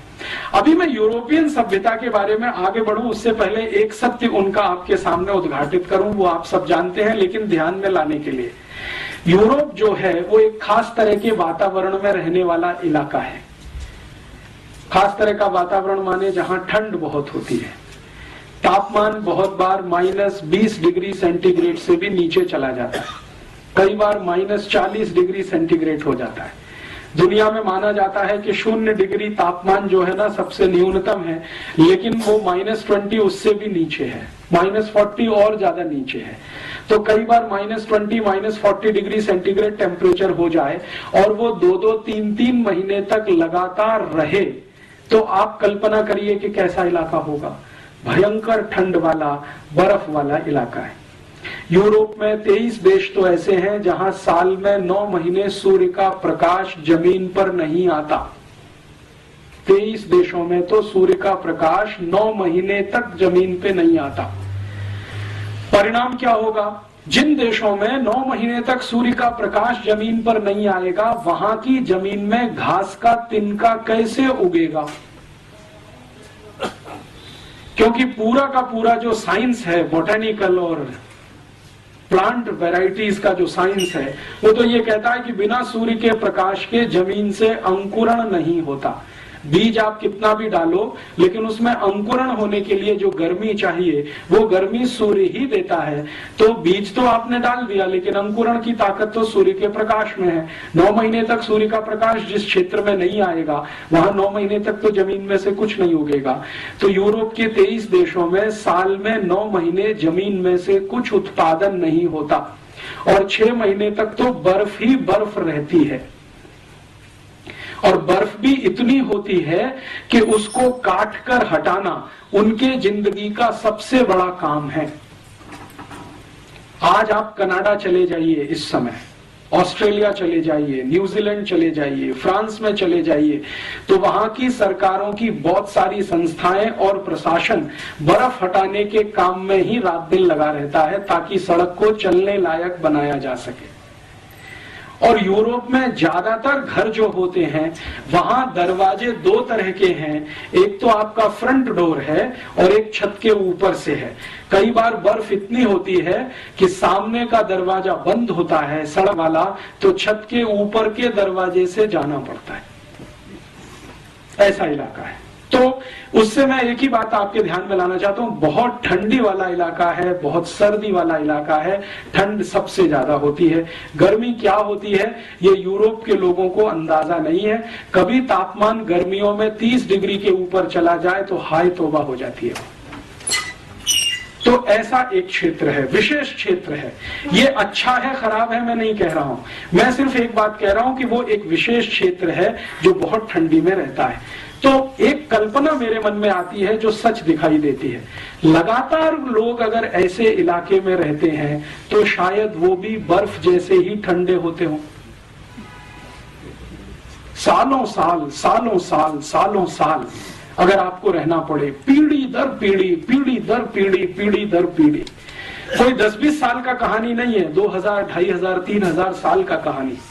हर पीढ़ी को ऐसे ही वातावरण में अगर रहना पड़े तो शायद लोग भी वैसे होते हों।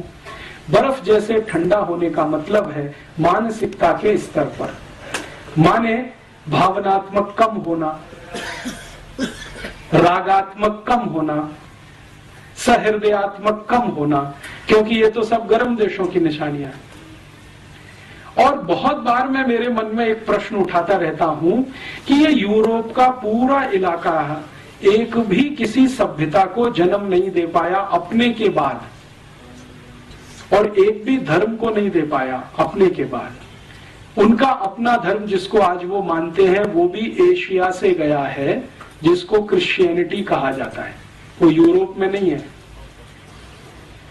आप जानते हैं इजराइल है, इजराइल एशिया में है, और इजराइल उतना ही गर्म स्थान है जितने हम लोग हैं। हमारे यहाँ जिस तरह का वातावरण है लगभग उसी तरह का वहां है। अरब देशों में जिस तरह का वातावरण है लगभग इजराइल में वैसा ही है। तो सामान्य रूप से एशिया को गर्म माना जाता है। तो ये गर्म स्थान में से ही ईसाईयत निकली है, इसी गर्म स्थान में से इस्लाम निकला है, और इसी गर्म स्थान में से हिंदुइज्म निकला है या भारतीयता निकली है। क्या कारण है ठंडे इलाकों से कोई धर्म नहीं निकलता? शायद उनके ठंडेपन के कारण, क्योंकि ठंडे इलाकों के लोगों की जो प्राथमिकताएं हैं वो गर्म इलाके के लोगों से बिल्कुल अलग होंगी। आप जरा सोचें, अगर मान लीजिए लगातार पीढ़ी दर पीढ़ी आपको बहुत बर्फ के क्षेत्र में रहना है तो आपकी प्राथमिकताएं तो बिल्कुल अलग होने वाली हैं उन लोगों से जो पीढ़ी दर पीढ़ी गर्म इलाकों में रहते हैं। तुलनात्मक रूप से प्राथमिकताएं तो अलग होने ही वाली। तो प्राथमिकताओं के अलग होने से शायद और दूसरी चीजें भी आती होंगी। अगर हमारी प्राथमिकता है तो उसमें से हम अपनी तरह की दुनिया बनाएंगे। सारी दुनिया प्राथमिकता के हिसाब से बनती है। हमारे घर की कुछ प्राथमिकताएं हैं, उसके हिसाब से हम हमारा घर बनाते हैं। दूसरे के घर की प्राथमिकताएं कुछ अलग हैं, उसके हिसाब से वो अपना घर बनाता है। दो घरों की प्राथमिकताएं कभी एक जैसी नहीं होती, तो दो घरों की वास्तु और रचना भी एक जैसी नहीं होती। दो घरों की रसोइयां भी एक जैसी नहीं होती। किसी घर की रसोई में कुछ खास तरह की चीज है, दूसरे में कुछ खास तरह की चीज है। वो सब प्राथमिकताओं का किस्सा है। तो यूरोप के लोगों की प्राथमिकताएं शायद सबसे ज्यादा ये होती होंगी, इस बर्फ से बचना, इस ठंड से बचना, किसी तरह अपने को जिंदा बनाकर रखना, किसी भी तरह अपने को जिंदा बनाकर रखना, ये उनकी सबसे बड़ी प्राथमिकता होती होगी। इसलिए उनको हर समय, हर क्षण, हर स्थान पर एयर कंडीशनिंग की जरूरत पड़ती है। हमको नहीं है, क्योंकि हमारी प्राथमिकता में ठंड से लगातार बचना शामिल नहीं है। तो शायद नहीं है। आप जानते हैं यूरोप के सभी मॉल्स, शॉपिंग कॉम्प्लेक्स, अमेरिका के सभी मॉल्स, शॉपिंग कॉम्प्लेक्स, उनकी पब्लिक बिल्डिंग्स, प्राइवेट बिल्डिंग, सभी सेंट्रली हीटेड और सेंट्रली कूल्ड होती हैं। अब इसको लेकर अगर हम कोई अपनी ओपिनियन बनाते हैं, साहब देखो ये कितने ऊंचे लोग हैं, कितने हमसे आगे लोग हैं, जो सब कुछ इन्होंने सेंट्रली कूल्ड और सेंट्रली हीटेड बना रखा है, तो ये हमारी मूर्खता है, उनकी नहीं है। क्योंकि वो उनकी प्राथमिकता का हिस्सा है। उनको जिंदा रखना है अपने आप को, तो गाड़ियों को भी ऐसा ही बनाना पड़ेगा, सेंट्रली कूल्ड और सेंट्रली हीटेड। कई बार हम यूरोप के अखबारों में पढ़ते हैं, अमेरिका के अखबारों में पढ़ते हैं, और इस तरह की बहुत खबरें आती हैं कि इतनी बर्फ गिरती है, गाड़ी चल नहीं सकती है, तो गाड़ी को अंदर से स्टार्ट करके हीट करके बैठना पड़ता है, घंटों घंटों तक इंतजार करने के लिए कि मौसम साफ हो तो हम 1 किलोमीटर आगे बढ़ें। अब हम इसको एक विशेषता के रूप में जब प्रचारित करना शुरू करें, अरे साहब यूरोप की तो सभी कारें सेंट्रली हीटेड होती हैं, तो वो हमारी मूर्खता है, उनकी वो विवशता है, उनके लिए वो आवश्यकता है, उनके लिए वो प्राथमिकता है, उनकी वो प्रायोरिटी है। अब अगर वही प्रायोरिटी को हम नकल करना शुरू करें, जिस इलाके में साल में 9 महीने क्या 12 महीने भयंकर सूर्य के दर्शन होते हों, गर्मी पड़ती हो, धूप मिलती हो, अगर हम भी वैसी नकल करने की कोशिश करेंगे तो वो हमारे ऊपर हंसेंगे ही, इससे ज्यादा कुछ नहीं करेंगे कि क्या मूर्ख लोग हैं। ये अपने हिंदुस्तान में भी वैसे ही कर लेना चाहते हैं जैसे हम हैं। हम तो मजबूरी में हैं क्योंकि हमारी व्यवस्था ऐसी है, ये तो शौक के साथ उस रास्ते पे जा रहे हैं। मैं कहना यह चाहता हूं कि शायद हिंदुस्तान की सभी गाड़ियों को सेंट्रली हीटेड और सेंट्रली कूल्ड करने की जरूरत नहीं है, क्योंकि मौसम ही हमारे यहाँ इस तरह का है। लेकिन अगर हम इसी तरह की गाड़ियां बनाते जाएं और अपने को अभ्यस्त करने की कोशिश करें, तो ये तो कुछ ऐसी ही कहानी है, बिना जाने समझे दूसरों की नकल करना, और उसको हम अपनी हीनता के साथ जोड़ें और उनकी ऊंचाई के साथ जोड़ना शुरू करें। देखो यूरोप अमेरिका वाले बहुत ऊंचे हैं, जो सेंट्रल एयर कंडीशन सिस्टम सब जगह बनाते हैं और सेंट्रली कार बनाते हैं एयर कंडीशन और हीट, और हम नहीं कर पाते हैं, तो हम पीछे हैं, वो हमसे आगे हैं। इस तरह का जब तुलना करना शुरू करते हैं तो ये सिवाय हास्यास्पद होने के और कुछ नहीं है। एक बार उनका क्षेत्र क्या है ये हमारे समझ में आए तो हर चीज उनको समझ में। अब देखिए, जब आप बहुत ठंड वाले इलाके में रहेंगे तो आपको अपने को गर्म रखने के लिए कुछ ना कुछ एक्स्ट्रा क्यूरिकुलर करना पड़ेगा, एक्स्ट्रा एक्टिविटीज करनी पड़ेंगी ताकि आप गर्म बने रहें। नहीं तो ठंडे पड़ गए तो आप गर्म बने रहें, इसके लिए कुछ ऐसा करते रहिए। तो आप जरा ध्यान दें, यूरोप के देशों में लोगों के अपने वैयक्तिक जीवन के जो कुछ है हिस्से, वो किस तरह के हैं। उदाहरण के लिए उनका डांस ले लें। उनके डांस में हम हमेशा देखते हैं यूरोप और अमेरिका में कि सबसे ज्यादा तेज पद संचालन होता है। अगर आप पूर्वी यूरोप में जाएं, जिसको सोवियत संघ पहले कहा जाता था, और सोवियत संघ का जो पड़ोस है, पोलैंड है, चेकोस्लोवाकिया, बल्गारिया, रोमानिया, हंगरी आदि आदि, वहां का कोई भी डांस देखें जो यूरोप का हिस्सा, तो सबसे फास्ट, सबसे तेज पद संचालन उन्हीं के नृत्य में है। क्यों? यूरोप का डांस आपने देखा, बहुत सारे ट्रुप्स आते हैं, यूरोपियन ट्रुप्स, जिनके डांस मैंने दिल्ली में देखे हैं, मुंबई में देखे हैं। वो इतना तेज क्यों करते हैं? शायद वो उनकी जरूरत होगी, क्योंकि इतना तेज करने से शायद शरीर में ऊर्जा ज्यादा पैदा होती होगी, तो शायद उस ठंड से लड़ने में मदद करती होगी। हम भारत की बात करें, भारत की कल्पना करें, यहां जो वातावरण है और व्यवस्था है ये गर्म है, और थोड़ी ज्यादा ही गर्म है। गर्मियों में तो अति गर्म है, 50 डिग्री सेंटीग्रेड है। तो 50 डिग्री सेंटीग्रेड वाले क्षेत्र में रहने वाले लोग अगर डांस बनाएंगे तो वैसा तो नहीं हो सकता जैसा उनका है, क्योंकि हमारे पास तो पहले से ही गर्मी बहुत है।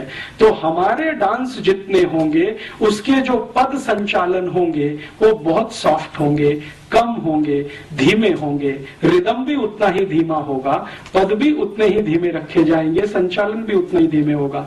अब इसको लेकर हम जब ये कंपैरिजन करें कि भाई उनका डांस तो बहुत अच्छा है, पॉप है, रॉक है, और उनका जो म्यूजिक है वो इतना फास्ट है, क्योंकि म्यूजिक फास्ट होना ही पड़ेगा जब डांस फास्ट है।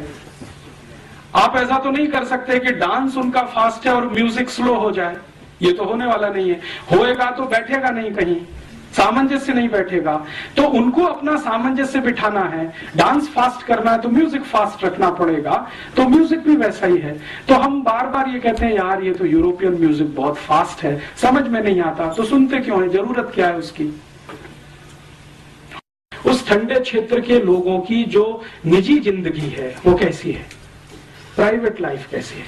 अभी मैं आपसे जो बात करूंगा वो पिछले लगभग 2000 साल की बात करूंगा, एक साथ बात करूंगा, क्योंकि सन के हिसाब से करूंगा बहुत लंबा हो जाएगा। आज से लगाकर पिछले 2000 साल तक, माने आज सन 2005 है तो लगभग पहली शताब्दी तक कैसा है यूरोप का निजी जीवन, आज भी चल रहा है लगभग उतना ही जो मैं कहूंगा आपसे।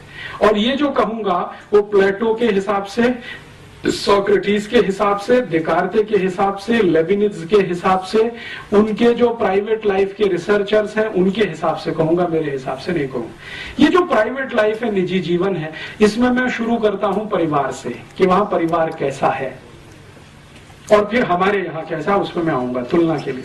परिवार कैसा है तो उसमें आपको सुनकर आश्चर्य होगा कि पिछले 2000 साल से यूरोप में परिवार नहीं है। परिवार के नाम पर किसी तरह का एक कॉन्ग्लोमेरेशन है। हम जो परिभाषा करते हैं ना परिवार की, वैसा वहां कुछ भी नहीं है। 70% से ज्यादा लोग आज भी यूरोप में बिना परिवार के रहते हैं। बिना परिवार के रहते हैं माने या तो पत्नी, या तो पति, या तो स्त्री, या तो पुरुष, अलग अलग, तो परिवार तो बनता नहीं है। एकल पिता, एकल माता, सिंगल पेरेंट्स एक शब्द चलता है यूरोप में, सिंगल मदर और सिंगल फादर, ये बहुत बड़े पैमाने पर है। 70% लोग इसी में हैं लगभग। अमेरिका में भी लगभग वैसा ही है। अब ये जो कुछ है 70% बिना परिवार के, तो वहां तो कुछ ऐसा है नहीं। परिवार का जो इंस्टीट्यूशन है, जिसकी मिनिमम क्वालिफिकेशन हम कुछ मानते हैं कि एक पति होनी चाहिए, एक पत्नी पति होना चाहिए, एक पत्नी होना चाहिए, बच्चे होने चाहिए, माता पिता होने चाहिए, माने पति पत्नी के माता पिता होने चाहिए, आदि आदि, जैसी हमारी कल्पना है वैसा वहां कुछ नहीं है। वहां तो सिंगल पेरेंट्स हैं, आइदर स्त्री और पुरुष।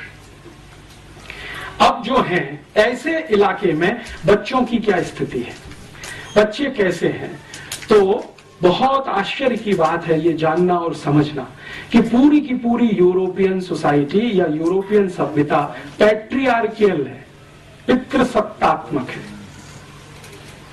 मातृ सत्तात्मक वहां कुछ भी नहीं है। जो कुछ भी है वो पिता के आसपास है, पिता के केंद्र में है। माता का कोई केंद्र पूरे यूरोप और अमेरिकी सभ्यता में नहीं है। प्लीज आप अगर चाहें तो इस हॉल से बाहर जाएं, प्लीज। मैं आप दोनों से कह रहा हूं, आपसे मैं दोनों से कह रहा हूं, आप चाहें तो इस हॉल के बाहर चले जाएं, क्योंकि मुझे बोलने में बहुत तकलीफ हो रही है और दूसरों को सुनने में तकलीफ हो रही है। कम से कम आप यहाँ अमेरिकी सभ्यता का ये लक्षण पेश न करें कि आप इंडिविजुअल हैं और हम सब एक समाज के हैं। हाँ, तो वो आप मेरे व्याख्यान की बात कहिए ना, ये तो जाने के कह रहे थे, तो आप जाने दीजिए ना उनको। Don't be आप जो है इतना डिस्टरबेंस कर रहे हैं, कोई तो इतना डिस्टरबेंस नहीं कर रहा यहाँ पे, so hot in hot country. लेकिन आप जो है इतना ज्यादा क्यों मिसबिहेव कर रहे हैं? Don't be so hot in so hot country. आपका मिसबिहेवियर मुझे हॉट होने के लिए मजबूर कर रहा है। इतनी देर से मैं देख रहा हूं कि आप दोनों अपनी गपशप कर रहे हैं, तो बाहर जाके करें। You are talking beside the topic. ये तो आप बाद में कह सकते हैं, ठीक है। लेकिन इस तरह से आप बाहर बैठकर बात करें, ये तो भारतीय सभ्यता के अनुकूल नहीं बैठता कहीं भी। This is भारतीय अनुकूलता, they are tolerating this. हाँ। तो अगर आपको नॉनसेंस लगता है तो यहाँ से जाइए, आप यहाँ क्यों बैठे हैं? Because I am also belong to this country. हाँ, तो शांति से सुनिए उसको। अगर सुनना है तो शांति से सुनिए, उत्तर देना है तो शांति से दीजिए। ये तो कोई तरीका नहीं है कि कोई बात कर रहा है और आप बीच बीच में अपनी बात करें, तो वो बाहर जाके कर सकते हैं। आप इस हॉल में 2 दरवाजे हैं। Sorry, हाँ? sorry, but talk to the topic. वो आपकी ओपिनियन हो सकती है, सबकी नहीं है वो। यदि आपको रुचि नहीं है तो जाइए ना। आप बहस बहुत कर रहे हैं, डिस्टर्ब मत करिए। आप सबको डिस्टर्ब किए जा रहे हैं, क्या मतलब? चलिए सर, आप बोलिए।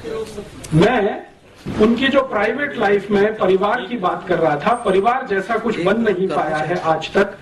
सिंगलटन सब कुछ है, एक माता है, एक पिता है, और उसके साथ बच्चे चाहे तो हैं, नहीं तो ऑर्फेनेज में है। ज्यादातर इस तरह की स्थिति है। तो परिवार की जैसी हमारी कल्पना है वैसा कुछ नहीं है। हम जब अपनी शब्दों को इस्तेमाल करते हैं तो कल्पना भी उसके साथ हमारी ही जुड़ती है। जैसे हम कहते हैं ना यूरोपियन परिवार, तो परिवार की हमारी परिभाषा वहां बैठती नहीं है। उनकी जो परिभाषा है उसमें वो एकल परिवार भी परिवार माना जाता है। मैं कहना ये चाहता हूँ, उनके यहाँ अकेली कोई माँ अपने बच्चे के साथ रहती है तो वो परिवार ही माना जाता है। अकेला पिता अपने बच्चे के साथ रहता है तो परिवार ही माना जाता है। भारत में वो मान्यता नहीं है। भारत में तो माता पिता साथ में रहते हैं, बच्चे उनके साथ में हैं, और सिर्फ माता ही पिता नहीं, उनके साथ दादा दादी भी है, नाना नानी भी है, चाचा चाची भी है, मौसा मौसी भी है, मामा मामी भी है।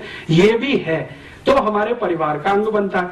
और इसी परिवार का एक बड़ा हिस्सा कुटुंब होता है, कुटुंब का बड़ा हिस्सा कुल हो जाता है, कुल का बड़ा हिस्सा वंश हो जाता है, और वो आगे आगे बढ़ता चला जाता है।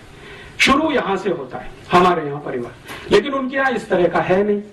तो हम जब यूरोपियन परिवार या अमेरिकन परिवार कहना शुरू करते हैं तो गफलत वहीं पे हो जाती है। हम हमारे शब्दों को उनकी सभ्यता में जब फिट करने की कोशिश करते हैं तो उसमें कंफ्यूजन बहुत हो जाता है। तो अपने शब्दों को अपनी सभ्यता तक सीमित रखकर उनके शब्दों को इस्तेमाल करें तो अच्छा है। तो उनका शब्द है फैमिली। फैमिली माने परिवार नहीं होता। जो मैं ध्यान में लाना चाहता हूं वो ये, जब हम भाषांतर करते हैं तो बहुत बड़ा नुकसान करते हैं अपने साथ। जैसे भारत में हमने भाषांतर कर दिया, रिलीजन माने धर्म कर दिया। अब रिलीजन बिल्कुल अलग है। प्लेटो की जो डेफिनेशन है रिलीजन की, वो हमारे धर्म पर फिट ही नहीं बैठती कहीं। हम जब धर्म की बात करते हैं तो ये है कि जो धारण कर सके, धारण करने योग्य है, वो सब कुछ धर्म है। उनके यहाँ ये कहीं है ही नहीं, पूरी फिलॉसफी में नहीं है। धारण करने योग्य वहां कुछ है ही नहीं जिसे वो कहें। वो रिलीजन को क्या मानते हैं? आपने तिलक ऐसे लगाया, ऐसे लगाया, घंटा ऐसे बजाया, वैसे बजाया, अगरबत्ती लगाई कि मोमबत्ती जलाई, केक काटा के, ये उनके यहाँ सब कुछ रिलीजन में काम आता है कहने के लिए। हमारे यहाँ तो ये रिलीजन से बहुत दूर तक का इसका वास्ता नहीं है। इसको तो हम कर्म कांड के रूप में कहते हैं। धर्म तो बिल्कुल अलग है, कर्मकांड तो बिल्कुल अलग है। हम एक संप्रदाय वाले हैं तो हम एक तरह के कर्मकांड करेंगे, एक दूसरे संप्रदाय वाले दूसरे तरह का कर्मकांड करेंगे। दक्षिण में आप चले जाइए, कई लोग ऐसे हैं जो इस तरह से तिलक लगाते हैं, कई लोग ऐसे हैं जो इस तरह से तिलक लगाते हैं, लेकिन वो रिलीजन का हिस्सा नहीं है हमारे यहाँ, वो हमारे यहाँ कर्मकांड का हिस्सा है। तो उनके यहाँ का रिलीजन हमारे यहाँ का धर्म नहीं है, उनके यहाँ की फैमिली हमारे यहाँ का परिवार नहीं है। हमने क्या किया है, भाषा की सहूलियत के लिए भाषांतर के रूप में इन शब्दों को इस्तेमाल करना शुरू किया है, और उससे बहुत कुछ गलतियां हम करते हैं और वो हमारी उन गलतियों पे हंसते हैं। हम जब फैमिली प्लानिंग की बात करते हैं ना, तो हमारे यहाँ तो फैमिली है नहीं, उसको प्लान क्या करें। उनके यहाँ फैमिली है तो उसको प्लान करना है, हमारे यहाँ तो परिवार है। उनके यहाँ तो परिवार नहीं है, फैमिली है। तो फैमिली प्लानिंग पूरा एक पॉलिसी के रूप में जब इस देश में चले तो हास्यास्पद ही दिखाई देता है। परिवार के बारे में बात करें तो कुछ समझ में आती है। तो कई बार क्या होता है कि शब्द उनके हम ले लें और अपने हिसाब से भाषांतर करके इस्तेमाल करें, वो तो उनके यहाँ फैमिली है, परिवार नहीं है। हमारे यहाँ परिवार है, उनके यहाँ नहीं है। तो अब दोनों अलग अलग हैं। और मैं जो कहना चाहता हूं, इसमें कोई ऊंचा नीचा की बात नहीं है। वो अलग है, हम अलग हैं। जैसे कई बार ये कहते हैं ना, यूरोप की सभ्यता में, भारत की सभ्यता में बहुत कुछ कॉमन है। ऐसा कुछ भी नहीं है जो कॉमन है। अगर कुछ है तो वो जबरदस्ती से किया हुआ है। जैसे वहां का पिज्जा आ गया, बर्गर आ गया और हमने खाना शुरू कर दिया तो कॉमन हो गया, या वहां से पेप्सी कोक आ गया, हमने पीना शुरू कर दिया तो कॉमन हो गया। वो सभ्यता का अंग नहीं है, वो नकल किया हुआ एक हिस्सा है। चाउमीन वहां से आ गया, हमने खाना शुरू कर दिया सिवई के स्थान पर, तो वो अंग नहीं बनता सभ्यता का। तो कॉमन है ऐसा कुछ होता नहीं है। किसी भी सिविलाइजेशन में, कोई भी सभ्यता में, दुनिया में आप जाइए, कुछ भी कॉमन नहीं होता है। नहीं तो सभ्यता ही नहीं बनती है। सभ्यताएं बनती ही इसलिए हैं कि वहां कुछ अलग है, यहां कुछ अलग है। और संस्कृति उसका एक छोटा सा हिस्सा होती है। सभ्यता कुछ बड़ी चीज है, संस्कृति उसमें छोटा सा कुछ हिस्सा जैसा है। सभ्यता और संस्कृति का अगर अंतर समझना चाहें तो भारत के हिसाब से, यूरोप में तो ये अंतर भी नहीं है, यहाँ के हिसाब से मैं एक उदाहरण आपको देता हूं। आपको अगर मैं ये कहूं कि कोई माँ है या बहन है, वो बंगाली तरह से साड़ी पहने हुए है, तो तुरंत आपके दिमाग में कोई पिक्चर घूमता है। बंगाली तरीका क्या है साड़ी पहनने का? कुछ है। फिर इसी तरह से मैं कहता हूं कोई एक माँ है, बहन है, वो आसामी तरीके से कोई साड़ी पहनी हुई है, तो तुरंत आपके दिमाग में एक पिक्चर बनता है कि आसामी तरीका कोई है साड़ी पहनने का। फिर मैं कहता हूं कोई गुजराती तरीके से माँ और बहन साड़ी पहनकर खड़ी हुई है, तो तुरंत आपके दिमाग में कोई एक इमेज आती है, एक तरीका है गुजराती साड़ी पहनने का। फिर वो पंजाबी है। तो ऐसे अगर 8-10 राज्यों के मैं नाम लूं और आपसे कहूं कि देखो ये गुजराती साड़ी है, ये मराठी साड़ी है, ये बंगाली है, ये आसामी है, ये मणिपुरी है, ये आदि आदि इस तरह की साड़ियां हैं, तो ये जो अलग अलग तरीके हैं साड़ियों को पहनने के, ये है संस्कृति। और ये जो साड़ी है वो है सभ्यता। तो सभ्यता और संस्कृति का जो अंतर है वो कुछ इस तरह का है। सिविलाइजेशन है साड़ी, और तरीके जो उसको पहनने के हैं वो है हमारी संस्कृति। तो भारतीयता में, सभ्यता और संस्कृति में जो परिवार की बात है वो में कुछ अलग तरीके की, हमारी उनकी अलग तरीके की। तो अब उनकी जो फैमिली है वो कैसी है? फैमिली ये है कि पैट्रियार्कियल, मैंने आपसे कहा, पिता है वो सर्वोच्च है, और पिता की हैसियत जज के जैसी है। माने एक बार उसने कोई फैसला सुना दिया, वो सुप्रीम है, वो रिकंसीडर नहीं होता। लगभग 2000 साल पूरे यूरोप में, सन 1950 से लेकर पहली शताब्दी तक यूरोप के सभी परिवारों में पिता सर्वोच्च है, 1950 तक। और यही कारण है कि सन 1950 तक यूरोप के सभी देशों में सिर्फ पिताओं को वोट डालने का अधिकार होता था। आप सोच सकते हैं ये बात? अमेरिका में 1950 तक, ब्रिटेन में सन 1950 तक, यूरोप के देशों में लगभग 1950 तक सिर्फ पुरुष ही वोट डाल सकता था। स्त्री को वोट डालने का अधिकार नहीं, क्योंकि फैमिली में स्त्री का कोई महत्व नहीं। पितृसत्तात्मक सत्ता, पैट्रियार्कियल जिसको हम कहते हैं, उनके शब्दों में वो है। और इससे भी आगे चलें तो यूरोप के दस्तावेज बताते हैं कि सन 1950 तक यूरोप और अमेरिका की किसी बैंक में महिला को खाता खोलने का अधिकार नहीं, बैंक अकाउंट ओपन करने का राइट नहीं, अप टू 1950। तो महिलाओं को वोट डालने के अधिकार मिलने चाहिए और महिलाओं को बैंक में खाता खोलने का अधिकार मिलना चाहिए। इस पर एक जबरदस्त आंदोलन शुरू हुआ फ्रांस से, और उस आंदोलन की नेत्री थी सिमोन द बोवार।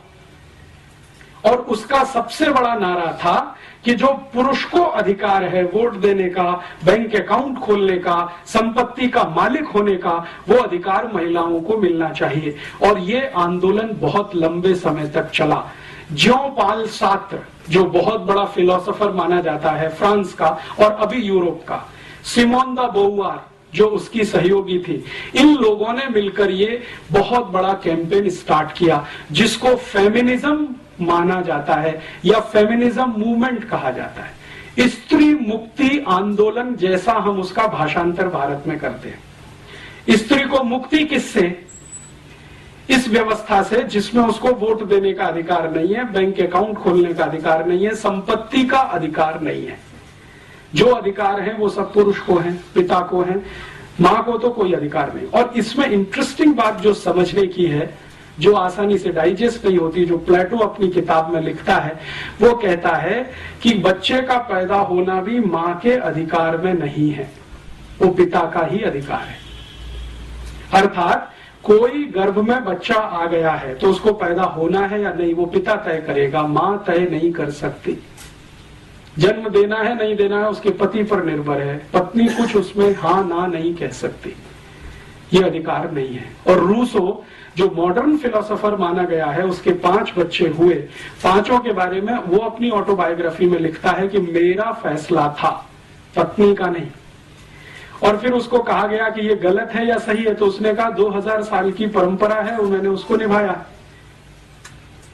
तो ये वहां की व्यवस्था है। तो पिता है, पुरुष है, मुख्य है, परिवार का मुखिया है, कुलपति है, कुल पिता है, जो कहना चाहिए। अभी जो तय करेगा वही तय करेगा, माता कुछ तय नहीं कर सकती। और इससे भी आगे यूरोप के सभी गांवों में, अब शहरों में थोड़ा ये बंद हुआ है पिछले 50 साल से, यूरोप के गांवों में आज भी बहुत सारी जनजातियां हैं जिनको यूरोप में आदिवासी कहा जाता है। वहां अभी भी यही है, पिछले 50 वर्षों में वहां नहीं कुछ बदला है। इससे भी आगे एक बात जो मैं आपके ध्यान में लाना चाहता हूं कि बच्चा पैदा हुआ पिता की मर्जी से, मां ने सिर्फ गर्भ धारण किया, मर्जी पिता की है। अब उसको जिंदा रहना है या नहीं। और सामान्य रूप से यूरोप में 2000 साल की एक परंपरा है कि बच्चे जितने पैदा हों उसमें से 3/4 को लावारिस छोड़ा जाए, एबंडन्ड चाइल्ड। जैसे रूसो के 5 बच्चे हैं, 4 को उसने छोड़ दिया, घर से निकाल दिया, जन्म लेते ही निकाल दिया। तो वहां की परंपरा कैसी है? बच्चे ने जन्म लिया, पिता ने उसको किसी कपड़े में लपेटा और बाहर रख दिया, दरवाजे पे रख दिया या डस्टबिन के पास रख दिया। या यूरोप के बहुत सारे देशों में चर्च के सेंटर होते हैं, वहां पहुंचा दिया कि इनको आप पालो, ये हम नहीं रखेंगे। सामान्य रूप से 3/4 बच्चे लावारिस छोड़े जाते हैं। उसके पीछे उनका लॉजिक क्या है? प्लेटो ये कहता है कि बच्चों को पालना अपने वैयक्तिक जीवन में खलल पैदा करने जैसा है। ये प्लेटो की ओपिनियन है, इसलिए व्यक्तिगत जीवन में खलल नहीं होना चाहिए। और प्लेटो की परिभाषा में व्यक्तिगत जीवन सिर्फ इंद्रिय सुख के अलावा कुछ नहीं है। This is the statement of Plato. इंद्रिय सुख, शरीर सुख, यही सबसे ऊंचा है, बाकी सब इसके नीचे है। और इंद्रिय सुख और शरीर सुख लेने में बच्चे सबसे बड़ी बाधा है, इसलिए घर में नहीं। आप छोड़ दो उनको, पैदा हुए तो छोड़ दो। प्लेटो ने अपने बच्चे छोड़े। प्लेटो की 4 पत्नियां हैं, उसमें से 1 शादी वाली है, 3 बिना शादी की हैं, तो जितने बच्चे हैं सब छोड़े। सोक्रेटिस ने यही किया, लेबिनिज ने किया, देकार्ते ने किया, रूसो ने किया। सभी फिलोसोफर्स अपने बच्चों को लावारिस छोड़ते। अब प्लेटो कहता है कि ये जो लावारिस हैं, इनकी जिम्मेदारी राज्य की है, परिवार की नहीं, फैमिली की नहीं है। तो राज्य इनको संभाले। तो राज्य क्या व्यवस्था कर रहा है? इन लावारिस छोड़े हुए बच्चों की व्यवस्था के लिए राज्य ने चर्च को खड़ा किया पैसा देकर कि आप इनकी व्यवस्था संभालो। तो जितने भी चर्च पूरे यूरोप और अमेरिका में आपको मिलेंगे, सभी चर्चों के ऑर्फेनेज सेंटर आपको जरूर मिलेंगे। बिना ऑर्फेनेज के कोई चर्च यूरोप में नहीं होता। सभी चर्च में लावारिस बच्चों के केंद्र आपको मिलेंगे। और जो लावारिस बच्चों के केंद्र चर्च के साथ जुड़े हुए हैं, जहां पर बच्चों की ट्रेनिंग होती है, ट्रेनिंग का माने जो कुछ भी उनको जिंदगी चलाने के लिए सिखाया जाता है, वो ट्रेनिंग देने वाले इंस्टीट्यूशंस को कॉन्वेंट कहा जाता है। कॉन्वेंट अर्थात लावारिस बच्चों के लिए बनाया गया इंस्टीट्यूट।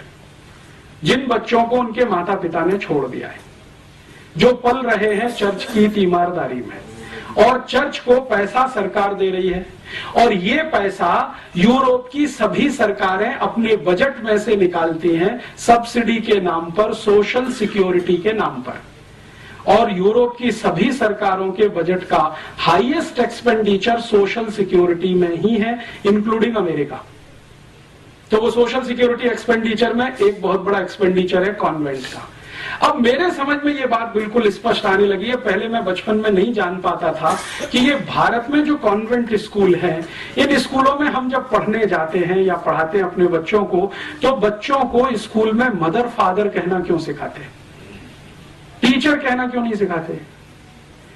जैसे भारत में बहुत सारे कॉन्वेंट है ना, उसका प्रिंसिपल फादर है, या तो कोई मदर है, या तो कोई सिस्टर है, या तो कोई ब्रदर है, टीचर कोई नहीं है वहां पे। क्यों? क्योंकि यूरोप में तो कॉन्वेंट स्कूल है ही लावारिस बच्चों के लिए, जिनके मदर फादर का पता नहीं है। तो किसी तरह मदर फादर की थोड़ी अनुभूति हो सके, इसके लिए वो अपने आप मदर फादर ब्रदर सिस्टर सिखाते। हमने जैसे का तैसा कॉन्वेंट का ढांचा वहां से आयात कर लिया, या जबरदस्ती हमारे ऊपर ठोक के बिठा दिया अंग्रेजों ने, जो भी कहना हो।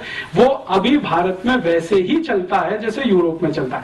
भारत के जयपुर के किसी भी कॉन्वेंट स्कूल में आप चले जाइए, बच्चे को फादर ही कहलवाएंगे वहां के प्रिंसिपल को, कि ये फादर है जो लंबा चोगा पहन के है, और वो सिस्टर है, या तो वो मदर है, या तो वो ब्रदर है।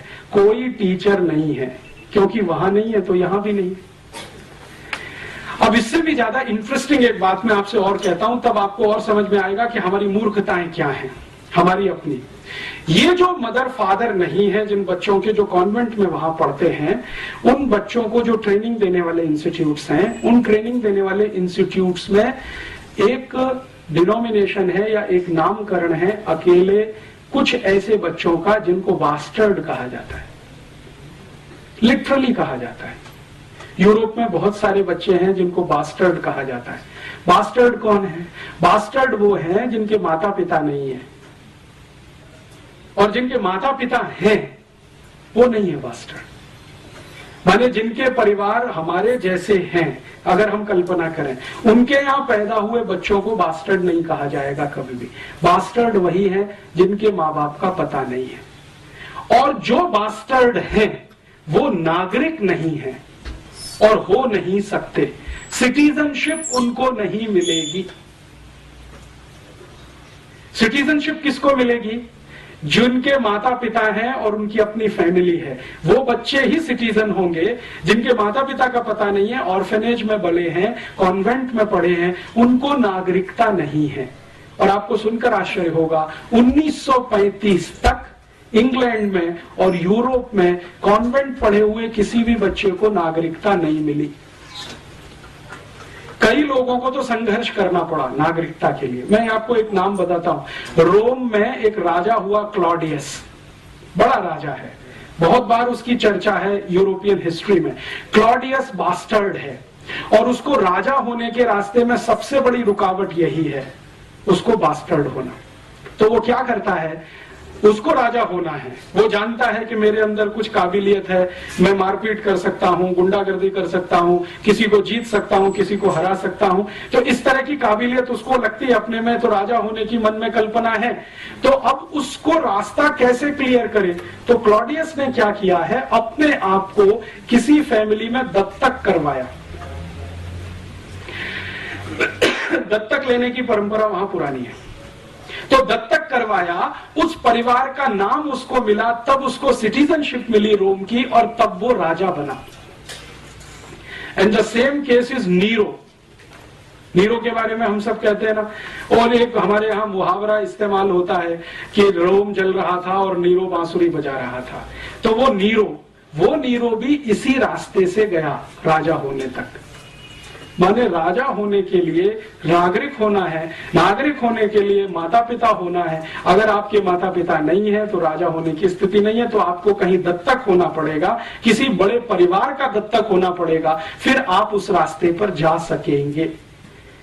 ये उनकी परिवार की व्यवस्था है। अभी भारत में देखें, भारत में आजादी के पहले से और पिछले 2-5 हजार साल तक जितनी कल्पना हमारी दूर तक जाती हो, रामचंद्र जी के जमाने तक जाती हो, कृष्ण के जमाने तक जाती हो, उसके पहले तक कहीं कल्पना जाती हो, तो परिवार में बच्चे का होना मां के ऊपर निर्भर है। भारत में बिल्कुल उल्टा है।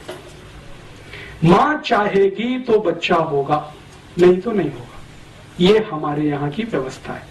और भारत में आज भी जिनको हम आदिवासी और वनवासी कहते हैं, आप वहां चले जाइए, पूरी सोसाइटी मैट्रियार्कियल है, मात्र सत्तात्मक है।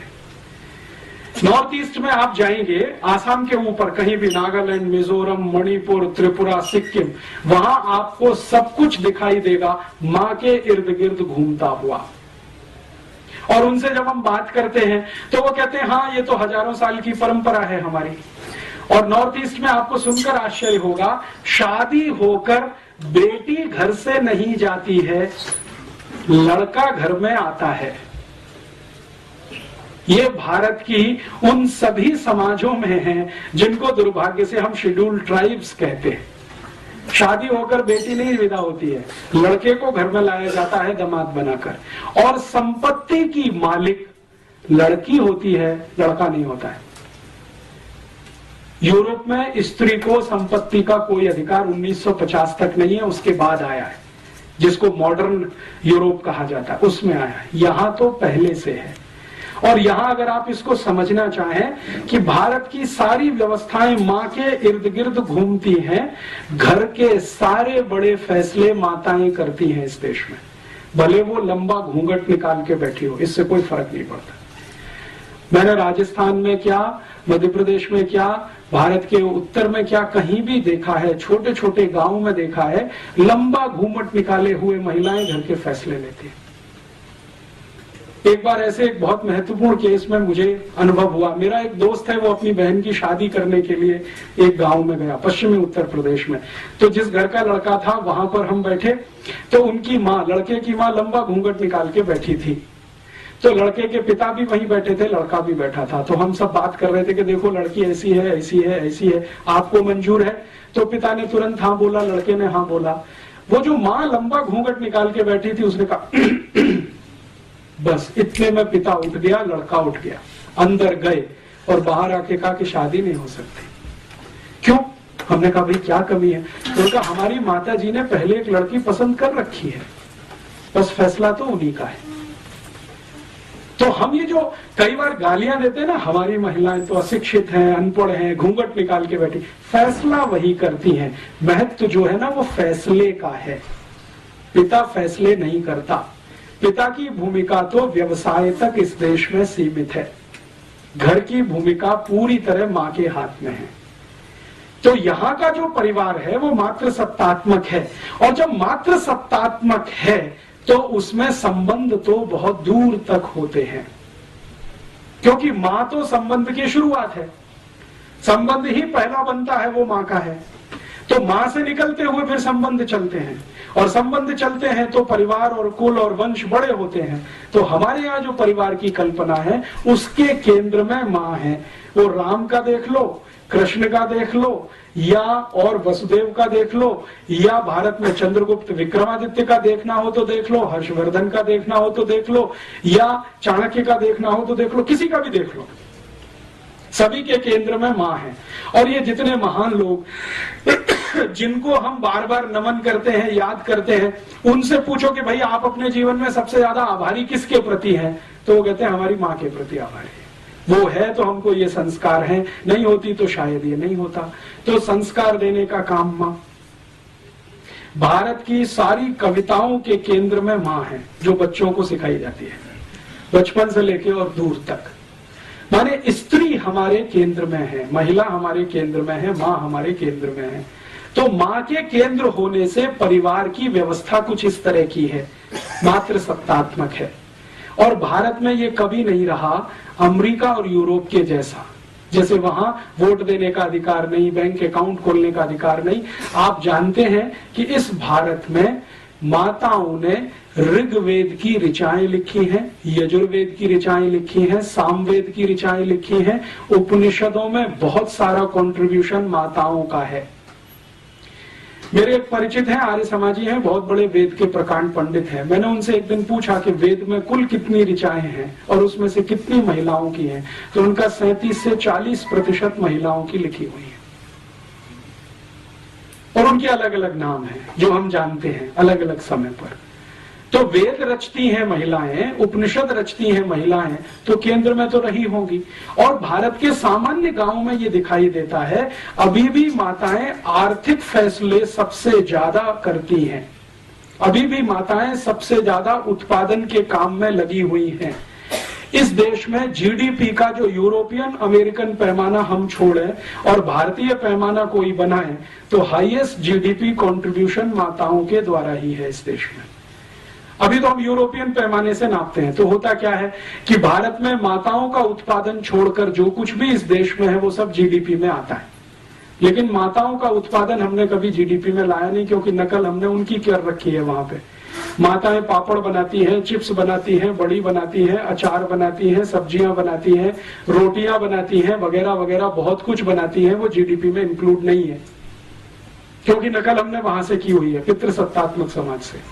बाकी हमारे देश में उत्पादन के सबसे बड़े तंत्र पर आज भी माताएं हैं, व्यवस्थाओं को संभालने में आज भी माताएं हैं। और हमारे भारत में तो कहा ही नहीं जाता है, बिल्कुल स्पष्ट दिखाई देता है, जिस घर में मां नहीं है वहां की रौनक नहीं है, पवित्रता नहीं है। मैं दक्षिण में बहुत सारे मंदिरों में गया हूं, लेकिन गर्भगृह में मैं प्रवेश नहीं कर सका। कारण क्या? पुजारी ने कहा कि आपकी या तो मां को लेके आइए या तो पत्नी को लेके आइए, तभी मंदिर में जाने के अधिकारी हैं। आप अकेले क्या करेंगे इसमें जाके? तो मैंने कहा भाई इसमें परेशानी क्या है, मैं अकेला हूं तो। उन्होंने कहा अकेले होने से पवित्रता नहीं आती, पवित्रता किसी स्त्री के साथ होने से ही आती है, वो चाहे मां के रूप में हो या आपकी पत्नी के रूप में हो। और अगर कुछ नहीं है तो बहन को ले आइए किसी को, हम आपको मंदिर में जाने देंगे। उस दिन मेरे समझ में आया। अब इस बात को हम पूरे हिंदुस्तान में एक नमक मिर्च लगाकर एक दूसरे तरह से भी पेश कर सकते हैं कि देखो कितना छुआछूत है इस देश में, घुसने ही नहीं देते मंदिर में। लेकिन उसके पीछे कारण कुछ और है, वो पवित्रता का कारण है जो मां के साथ जुड़ा हुआ है। और ये भारत में बहुत सारे शास्त्रों में बार बार पढ़ने में आता है, सुनने में आता है कि जिस पुरुष की स्त्री चली गई उसका तो सब कुछ चला गया। मां चली गई तो और कुछ बचा ही नहीं, पत्नी गई तो बहुत कुछ चला गया। विदुर होना बहुत अपमानजनक स्थिति है समाज में, हमारे देश में, हमारी मान्यता में, हमारी सभ्यता। तो क्यों है? क्योंकि मात्र सत्तात्मक है सब कुछ। बच्चे पैदा होंगे नहीं होंगे माँ का है, बच्चे बड़े होंगे तो क्या संस्कार मिलेंगे माँ का फैसला है, पिता का उसमें कोई बड़ा योगदान नहीं। पिता तो थोड़ा सपोर्टिंग हैंड के रूप में है, जो कुछ गढ़ रही है तो वो तो माँ गढ़ रही है। तो भारत की सभ्यता मात्र सत्तात्मक, इसलिए हमने शायद हमारे देश को भारत माता बोला। हमने कभी क्यों नहीं कहा भारत पिता, भारत माता ही क्यों कहते हैं? क्योंकि मात्र सत्तात्मक है सब कुछ। यहां तो भारत माता ही कहेंगे। भारत शब्द तो पुल्लिंग है, लेकिन माता तो हमने लगाया है उसके साथ भी। गंगा के साथ भी माता लगा दिया, गाय के साथ भी माता लगा दिया, यमुना के साथ भी माता लगा दिया। गंगा मैया है, यमुना मैया है, गैया मैया है। ये मैया है, भले वो पुल्लिंग ही क्यों ना हो, क्योंकि मात्र सत्तात्मक है सब कुछ। तो अब हम मात्र सत्तात्मक समाज में रहने वाले लोग पितृ सत्तात्मक समाज के लोगों की नकल करें तो अल्टीमेटली क्या निकलेगा? आपको अपने स्थान बदलने पड़ेंगे और उसमें से तो बहुत कुछ घालमेल होगा। तो अभी मैं आपको इस उदाहरण को और थोड़ा स्पष्ट करता हूं कि हम भारत में विदेशी टीवी चैनलों को आज देखते हैं। तो जितने भी विदेशी टीवी चैनल हैं, जैसे स्टार प्लस आया है, CNN है, ATN है, प्राइम स्टार है, प्राइम स्पोर्ट्स है, वगैरह वगैरह, इन सभी टीवी चैनलों पर कुछ सीरियल्स आते हैं और उन सीरियलों को भारतवासी देखते हैं और दिखाते भी भारतवासी हैं, लेकिन उनके प्लॉट सभी अमेरिका और यूरोप से आते हैं।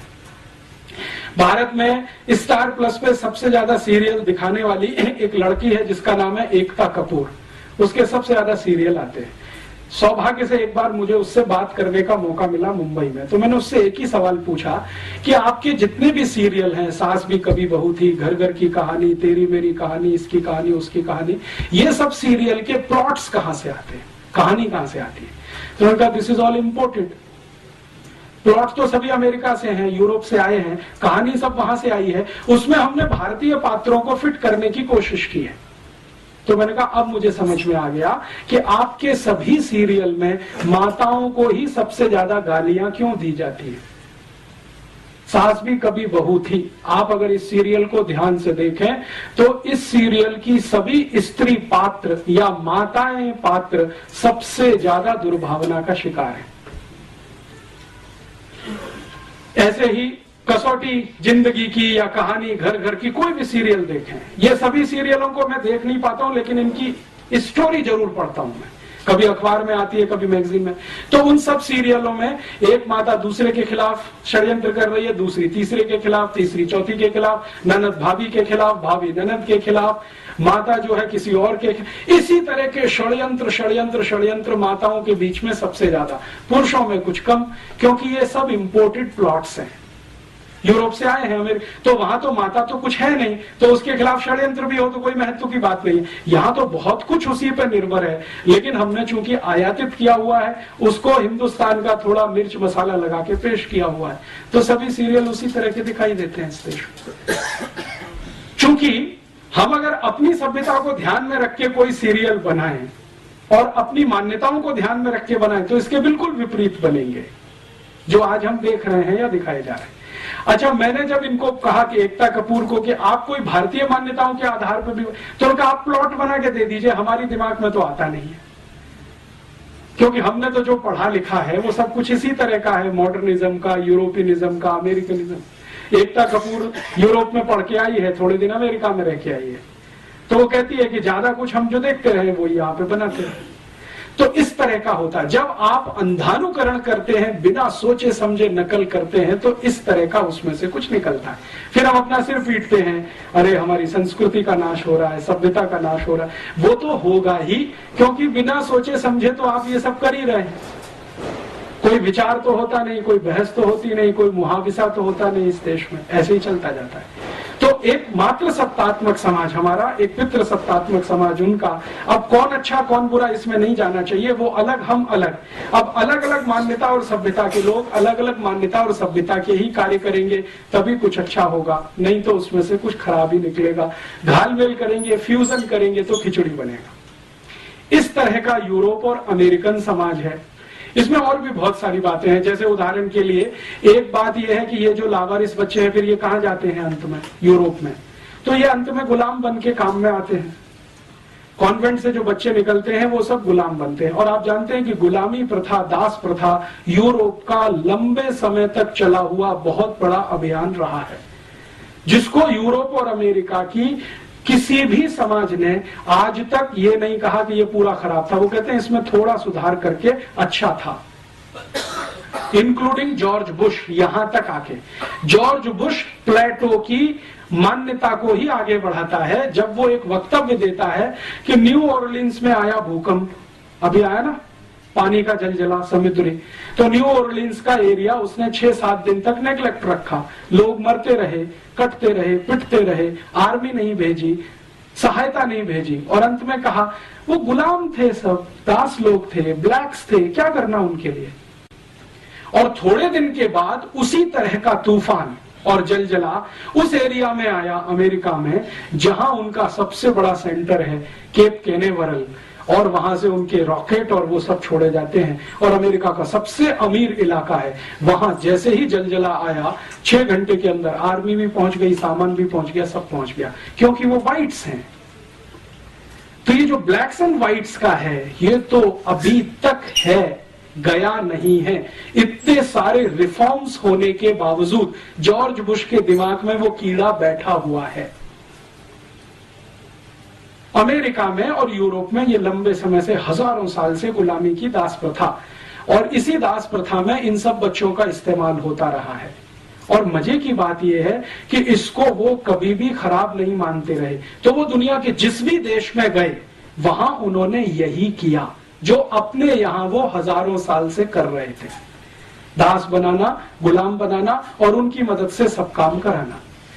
अब वहां क्या होता है कि जो भी पिता है या उनकी थोड़ी बहुत फैमिली है, उसमें बच्चा तो एक आधी है, बाकी तो ऑर्फेनेज में है। ऑर्फेनेज से लाए हुए जो बड़े गुलाम बच्चे हैं वो घर के काम में लगे हुए हैं, तो छोटे से लेकर बड़ा काम सब गुलाम करेंगे। पिता को करने के लिए कुछ नहीं है। जैसे जूता पॉलिश करना है तो वो गुलाम करेगा, इस्त्री करना है तो गुलाम करेगा, कपड़े धोने हैं तो गुलाम धोएगा, घर को साफ करना है तो गुलाम करेगा। इस तरह की परंपराएं वहां पे हैं। माने अपने हाथ से अपना काम नहीं करना, जो करे वो छोटा है, नीचा है, और जो दूसरों से कराए वो ऊंचा है। तो वहां ऊंचे और नीचे की परिभाषा कुछ इस तरह की है। भारत में इसका बिल्कुल उल्टा है। यहाँ क्या है, जो अपने हाथ से अपने सारे काम करे वो ऊंचा है, और दूसरों से कराए तो वो सबसे ज्यादा शोषण कर रहा है। हम उसको गाली ही देते हैं। तो भारतीयता में क्या होता है, मैंने ऐसे इस देश के सैकड़ों करोड़पतियों को देखा है जो अपने घर में खुद झाड़ू लगा लेते हैं, अपने कपड़े खुद साफ कर लेते हैं, खुद नहा लेते हैं, खुद दांत साफ कर लेते हैं। आप कल्पना नहीं कर सकते, यूरोप में जो अमीर ज़्यादा रहे हैं 1950 तक उनके दांतों पे ब्रश भी गुलाम ही चलाते रहे, दांतों पे ब्रश। तो वो जब अमीरजादे यहाँ वॉयसराय बन के आते हैं और यहाँ जब रहना शुरू करते हैं तो यहाँ भी वही परंपरा डालते हैं। जैसे उदाहरण में हमारा राष्ट्रपति भवन, ये एक अंग्रेज वॉयसराय का घर है, तो बहुत साल तक तो अंग्रेज वॉयसराय रहा जिसको राष्ट्रपति मानते थे। तो आप अगर चले जाएं राष्ट्रपति भवन में तो ऐसे दासों की, गुलामों की फौज आपको वहां मिलेगी जिनकी संख्या 4,500 है।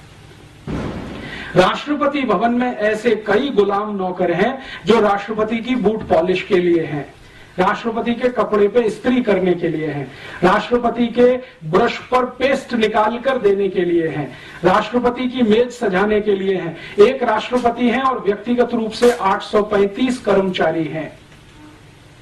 और दुर्भाग्य इस देश का या सौभाग्य कि इस समय जो राष्ट्रपति हैं वो भारतीयता वाले हैं।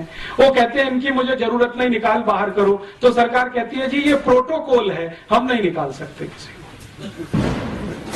आपको मालूम है राष्ट्रपति ने भारत सरकार के प्रधानमंत्री और गृह मंत्री को कई बार लिखकर दिया कि ये 850 गुलामों की मुझे कोई जरूरत नहीं है, मैं मेरे जूते पे पॉलिश कर सकता हूं, मेरे कपड़े मैं खुद धोता हूं, इस्त्री की मुझे आवश्यकता नहीं होती क्योंकि मैं बिना इस्त्री के कपड़े पहनता हूं, ज्यादा कपड़े मेरे पास है नहीं, 3 शर्ट है और 3 पैंट है, 2 कोट है, 2 पैंट है, इससे ज्यादा मैं रखना नहीं चाहता। एक ब्रीफ केस में मेरा सब सामान आ जाता है, कल राष्ट्रपति भवन छोड़ना पड़े तो एक ही ब्रीफ केस लेके निकलूंगा, एक ही ब्रीफ केस लेके आया हूं, इसलिए मुझे ये 835 लोगों की फौज नहीं चाहिए, हटाओ। तो प्रधानमंत्री कहते नहीं हटा सकते, ये तो प्रोटोकॉल के खिलाफ है। आप उनका इस्तेमाल नहीं कर सकते तो बैठने दीजिए ना, आपका क्या बिगाड़ते हैं, प्रोटोकॉल तो चलने दीजिए। माने वो वॉयसराय वाला प्रोटोकॉल जो गुलामी से आया है, दास प्रथा से, वो यहां कंटिन्यू रखना है। हमारे यहां तो नहीं है। भारतीयता में तो कोई किसी को गुलाम नहीं बना सकता, क्योंकि हम तो आत्मा की बात करते हैं। हम तो कहते हैं ना आत्मा सबकी समान है, परमात्मा का अंश है, कोई किसी को कैसे गुलाम बना सकता है। हम तो किसी जानवर को गुलाम नहीं बना सकते, आदमी की तो बहुत दूर की बात है। और अगर बनाते हैं तो वो समाज में विकृति माना जाता है, उसको स्वीकृति कभी किसी ने नहीं दिया है, ये हमारे देश में नहीं।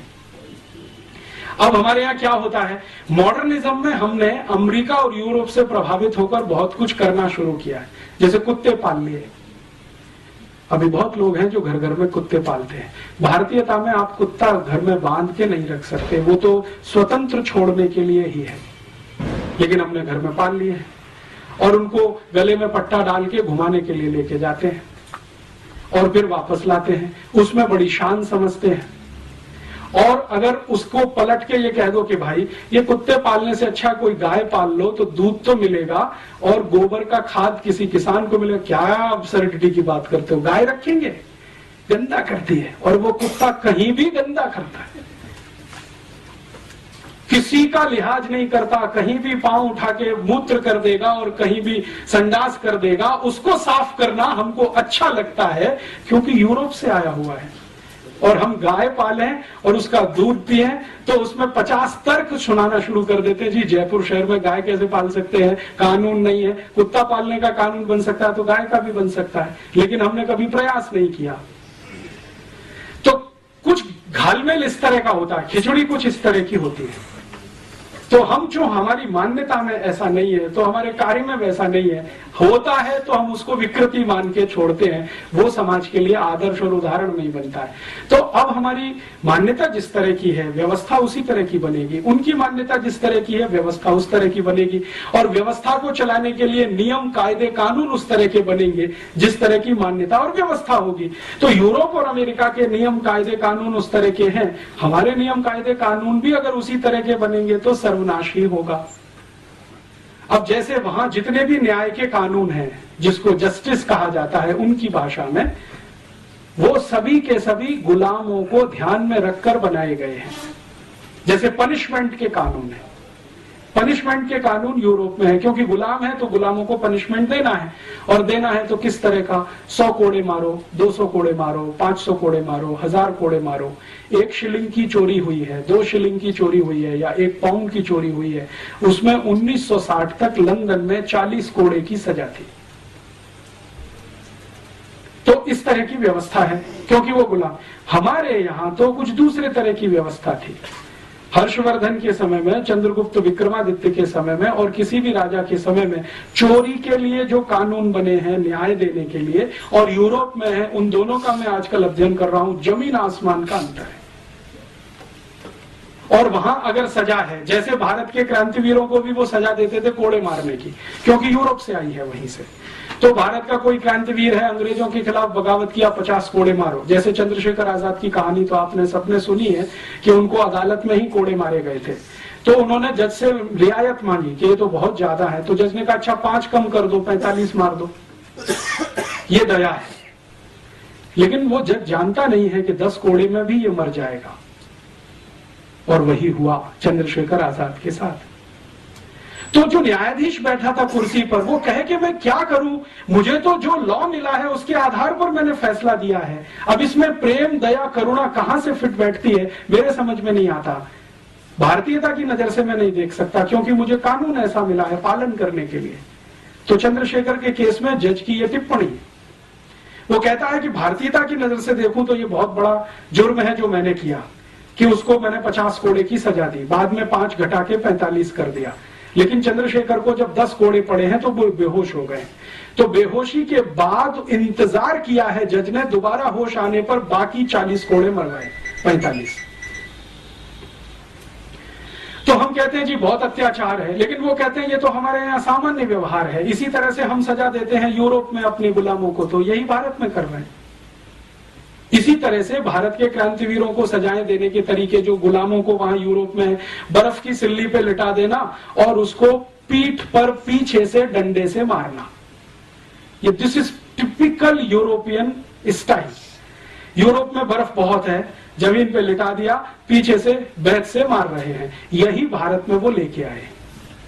और विनायक दामोदर सावरकर को पहली बार जब अरेस्ट किया है तो उनको यही दंड है, बर्फ की सिल्ली पे लिटाकर पीछे से केन से मारना, जब तक बेहोश ना हो जाए तब तक मारना।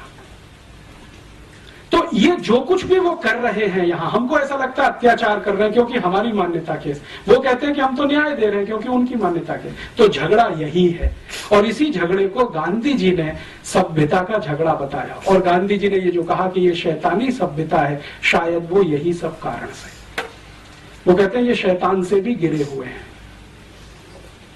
तो अब हमें यह तय करना है कि जो शैतानी सभ्यता गांधी जी बोल गए और जो दिखाई भी देती है उनके दस्तावेजों में, उसको अंधानुकरण करें या अपनी सभ्यता, अपनी संस्कृति और अपनी मान्यताओं के पीछे चलें। ये बड़ा प्रश्न इस समय हमारे देश में है। फिर हम ये कह सकते हैं कि हाँ, भारतीय सभ्यता में सब कुछ अच्छा है क्या, संस्कृति में सब कुछ अच्छा है? नहीं है, बहुत कुछ खराब है, क्योंकि सभी सभ्यताओं में बहुत कुछ खराब होता है, बहुत कुछ अच्छा होता है। तो हमारी सभ्यता संस्कृति में भी बहुत कुछ खराब आ गया है, शायद वो नकल से आया हो। सबसे बड़ी खराबी अपनी सभ्यता में जो पिछले 200, 250, 500 वर्षों में आई है, या शायद ज्यादा आ गई हो, कि हमने जातियों के आधार पर ऊंच नीच कर दिया इस देश में। ये अपर कास्ट है, ये लोअर कास्ट है, ये बैकवर्ड क्लास है, ये फॉरवर्ड क्लास है, ये ब्राह्मण है, ये चमार है, ये चमार नीचा है, ब्राह्मण ऊंचा है, क्योंकि चमार हाथ से काम करता है, ब्राह्मण दिमाग से काम करता है। ये जो ऊंच नीच है, ये शायद हमारी सभ्यता की सबसे बड़ी बुराई हो। आज के समय के हिसाब से तो दिखाई ही देती है, पहले भी शायद रही हो या इसका कोई दूसरा स्वरूप रहा हो, उस पर हमें रिसर्च करने की अभी जरूरत है। तो हमें ऐसा लगता है कि ये खराब है। तो सभी सभ्यताओं के विकास में ये एक मूल क्रम होता है कि जो खराब है उसको छोड़ते जाओ, जो अच्छा है उसको और अच्छा बनाते चले जाओ। सभ्यताओं का विकास ऐसे ही होता है। तो अगर हम मानते हैं कि भारत की सभ्यता में कुछ खराब है तो छोड़ें और उसको परिष्कृत करने की कोशिश करें, तब तो ईमानदार यात्रा हमारी होती है विकास की। लेकिन अगर अपनी सभ्यता को ही छोड़ दें, उसकी बुराई अच्छाई तो बात ही ना करें और सब कुछ विदेशी सभ्यता में अच्छा ही अच्छा है, बिना जाने बिना समझे उसको आयातित करें, तो ये तो सर्वनाश की तरफ ले जाएगी, जो गांधी जी कहते हैं। तो मेरी अपनी मान्यता में वर्तमान में जो हमारी सरकार है वो ग्लोबलाइजेशन के नाम पर, लिबरलाइजेशन के नाम पर इस देश को बर्बादी की तरफ लेके जा रही है, क्योंकि बिना सोचे बिना समझे यूरोपियन अमेरिकन सभ्यता को अंधाधुंध तरीके से इस देश में लागू करने की पूरी ताकत लगाई जाए। अब हम नागरिकों के सामने ये बड़ा धर्म संकट है कि हम कहां जाएं। अगर हमको ये तय करना है कि हम हमारी सभ्यता संस्कृति के साथ जाएं, तो पूरी हिम्मत और ताकत के साथ इसको सामूहिक रूप से कहना पड़ेगा। और या तो हम समूह के रूप में ये तय कर लें कि हमको अमरीकी होना ही अच्छा है, जैसे पंडित नेहरू मानते हैं और आज के प्रधानमंत्री भी मानते हैं कि हम यूरोपियन हो जाए, अमेरिकन हो जाए, उसी में हमारी भलाई है। तो पूरा समाज ईमानदारी के साथ अमरीकी और यूरोपीय हो जाए, मुझे उसमें कोई बुराई नहीं लगती। या तो हम ईमानदारी से अमरीकी यूरोपीय हो जाए या ईमानदारी से भारतीय रह जाएं। ये जो बीच की खिचड़ी है, क्योंकि फ्यूजन कहीं नहीं होता है, हो नहीं सकता है, सभ्यताओं में तो नहीं हो सकता है। तो फ्यूजन करने की कोशिश करेंगे तो उसमें से कोई अभीष्ट नहीं निकलेगा, हमारे लायक नहीं होगा।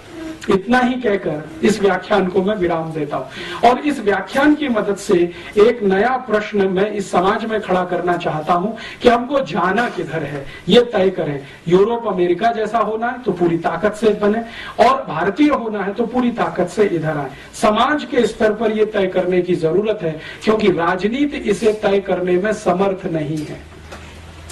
राजनीति समर्थ क्यों नहीं है? क्योंकि वो नितांत स्वार्थ में डूब चुकी है, और जब नितांत स्वार्थ में कोई डूब जाता है तो समाज को दिशा नहीं दे सकता। तो ये समाज को ही तय करना है और समाज का हिस्सा राजनीति बने, ऐसी मेरी अपेक्षा है। हमारा समाज राजनीति को निर्देशित करे, दिशा निर्धारित करे, अपने स्तर पर तय करके, ऐसी अपेक्षा के साथ मैं विदा लेता हूं। और आप सब थोड़े से नागरिकों के बीच में ये कहा, क्योंकि आप सोचते हैं, समझते हैं, और न सिर्फ सोचते समझते हैं बल्कि पढ़ सकते हैं। मैंने इतने सारे रेफरेंसेस दिए, आप चाहें तो प्लेटो को पढ़ सकते हैं, उसकी पुस्तकें यहाँ उपलब्ध हैं, रिपब्लिक भी उपलब्ध है और उसकी सब लिखी हुई है, जयपुर में मिलती है। सोक्रेटिस को पढ़ सकते हैं, लेविनिट्स, दिकार्ते, किसको भी पढ़ना हो, रूसो को पढ़ना हो तो वो भी यहाँ उपलब्ध है। जयपुर में बहुत सारी लाइब्रेरीज हैं, आप उनमें जाके निकाल सकते हैं। और ये जो दूसरे रेफरेंस मटेरियल्स हैं वो मैं आपको दे सकता हूं, क्योंकि बहुत सारे डॉक्यूमेंट्स हमने कलेक्ट किए हैं, उनके आधार पर हम थोड़ी छोटी कुछ सीडी बना रहे हैं, कुछ कैसेट्स बना रहे हैं, कुछ पुस्तकें बना रहे हैं, कभी भी आपको मिल सकती है। लेकिन इस बहस को फिर से शुरू करना है जो गांधी जी 1909 में कह गए कि यूरोपियन सभ्यता शैतानी है, अगर फंसे तो सर्वनाश है, निकले तो जीत है, ये गांधी जी मानते थे। मैं अभी उसको मानने लगा हूं पिछले कुछ वर्षों से, क्योंकि मैंने वो देखना शुरू किया है जो गांधी जी आज से 100 साल पहले देखकर चले गए। इतनी विनम्रता के साथ आपका आभार, धन्यवाद। और इस विषय पर हम आगे चाहें तो इससे भी ज्यादा और गहरी बात हो सकती है, इससे भी ज्यादा और गहरा कोई आपके बीच में मैं बात करने के लिए फिर से आ सकता हूं। लेकिन एक बार मन बने, मानसिकता तैयार हो इस तरह का सुनने की, और सुनने की ही नहीं, बुनने की, चिंतन करने की, तो शायद आने वाले समय में मुझे भी मजा आएगा, आपको और ज्यादा मजा आएगा। आभार।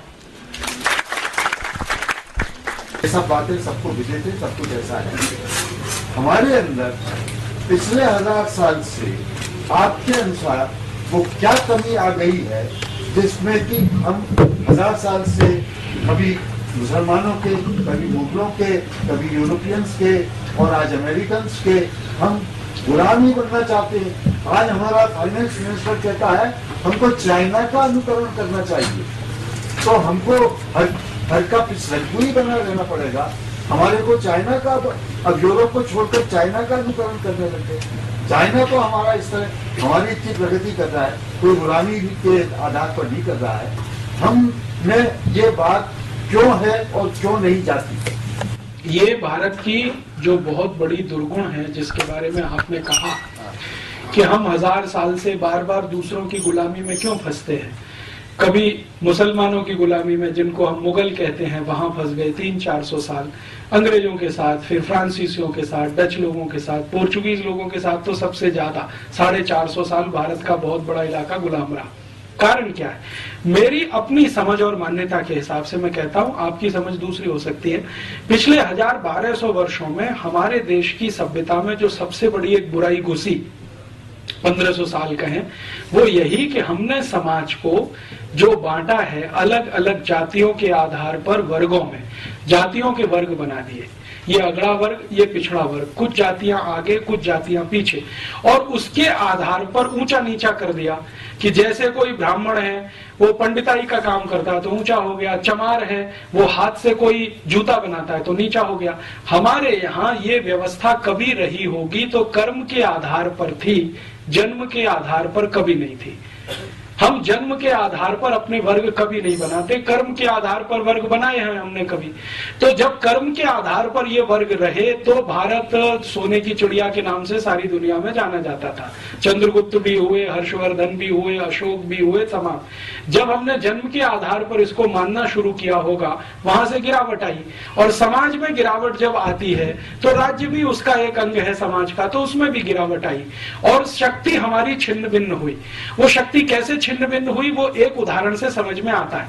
अंग्रेजों का एक राजा या अंग्रेजों का एक अधिकारी रॉबर्ट क्लाइव जब यहाँ आता है और बंगाल में लड़ाई लड़ता है प्लासी के स्थान पर और सिराजुद्दौला को पराजित करता है, षड्यंत्र के हिसाब से, युद्ध के मैदान में नहीं, तो वो एक जुलूस निकालता है और उस जुलूस में वो एक बहुत पते की बात कहता है। वो ये कहता है कि मैं जब जुलूस निकाला भारत में कलकत्ता की सड़कों पर तो मात्र 300 सैनिक थे मेरे साथ, मैं और 300 सैनिक। भारत के हजारों लोग सड़क के दोनों किनारे खड़े होकर तालियां तो बजाते थे, लेकिन मेरे जुलूस पर कोई एक ईंट और पत्थर भी फेंक दिया होता तो भारत का इतिहास कुछ और हो गया होता। ये उसने अपनी डायरी में लिखा। बाद में उसने उसका विश्लेषण किया है कि मैंने बहुत दिन सोचा भारत में ऐसा क्यों है, तो बाद में पता चला कि जो सड़क के किनारे खड़े हुए लोग थे वो सब पिछड़ी जातियों के थे, जिनको ये लगता था कि ये अंग्रेज हैं, वो भले हैं, अगली जातियों पर हमला करने के लिए आए हैं, शायद हमारे उद्धारक बनेंगे, इसलिए हम तो तालियां ही बजाएं क्योंकि हमारा शोषण ये अगली जाति वाले कर रहे हैं, फॉरवर्ड लोग हमारा शोषण कर रहे हैं। तो उन्होंने अंग्रेजों का स्वागत किया और न सिर्फ किया बल्कि आज भी करते। तो ये जो हमारे यहाँ हुआ है जाति आधारित जन्म से, उसने हमारे समाज की शक्ति को छिन्न भिन्न किया, कमजोर किया और समाज बट गया। अब हजारों जातियां हैं तो हजारों में बटा हुआ समाज है, शक्ति पूरी खराब हो गई। 4500 से ज्यादा जातियां हैं, ग्रुप्स अलग अलग उसके हिसाब से बने, तो उसी में हम टूट गए और डूब गए। इसी कारण मुझे ऐसा लगता है, और भी कोई कारण हो सकता है, मुझे ऐसा लगता है कि हम बार बार गुलाम हुए और आज भी उसी गुलामी के लिए अभिशप्त बने हुए। ये मेरा अपना मानना है, इसके अलग भी कोई हो सकता है। ये जो आप कह रहे हैं, ये अगली पिछड़ी जाति का जो भेद हमारे देश के अंदर किसी तरह से दुर्भाग्यपूर्ण रूप से आ गया, परंतु जो भी गुलाम रहे हैं, चाहे मुगलों के, मुसलमानों के, फिर बाद में अंग्रेजों के, वो सबके सब अगली जाति के रहे हैं, पिछड़ी जाति के नहीं रहे हैं। इसलिए कि पिछड़ी जाति अगली जाति मिलकर लड़ नहीं पाए दुश्मनों से। आप पिछड़े हैं, आपको अलग किया हुआ समाज ने, अगड़े हैं, गुलाम हैं, तो समाज के पिछड़े लोग अगड़ों के साथ नहीं आए लड़ाई लड़ने के लिए। मैं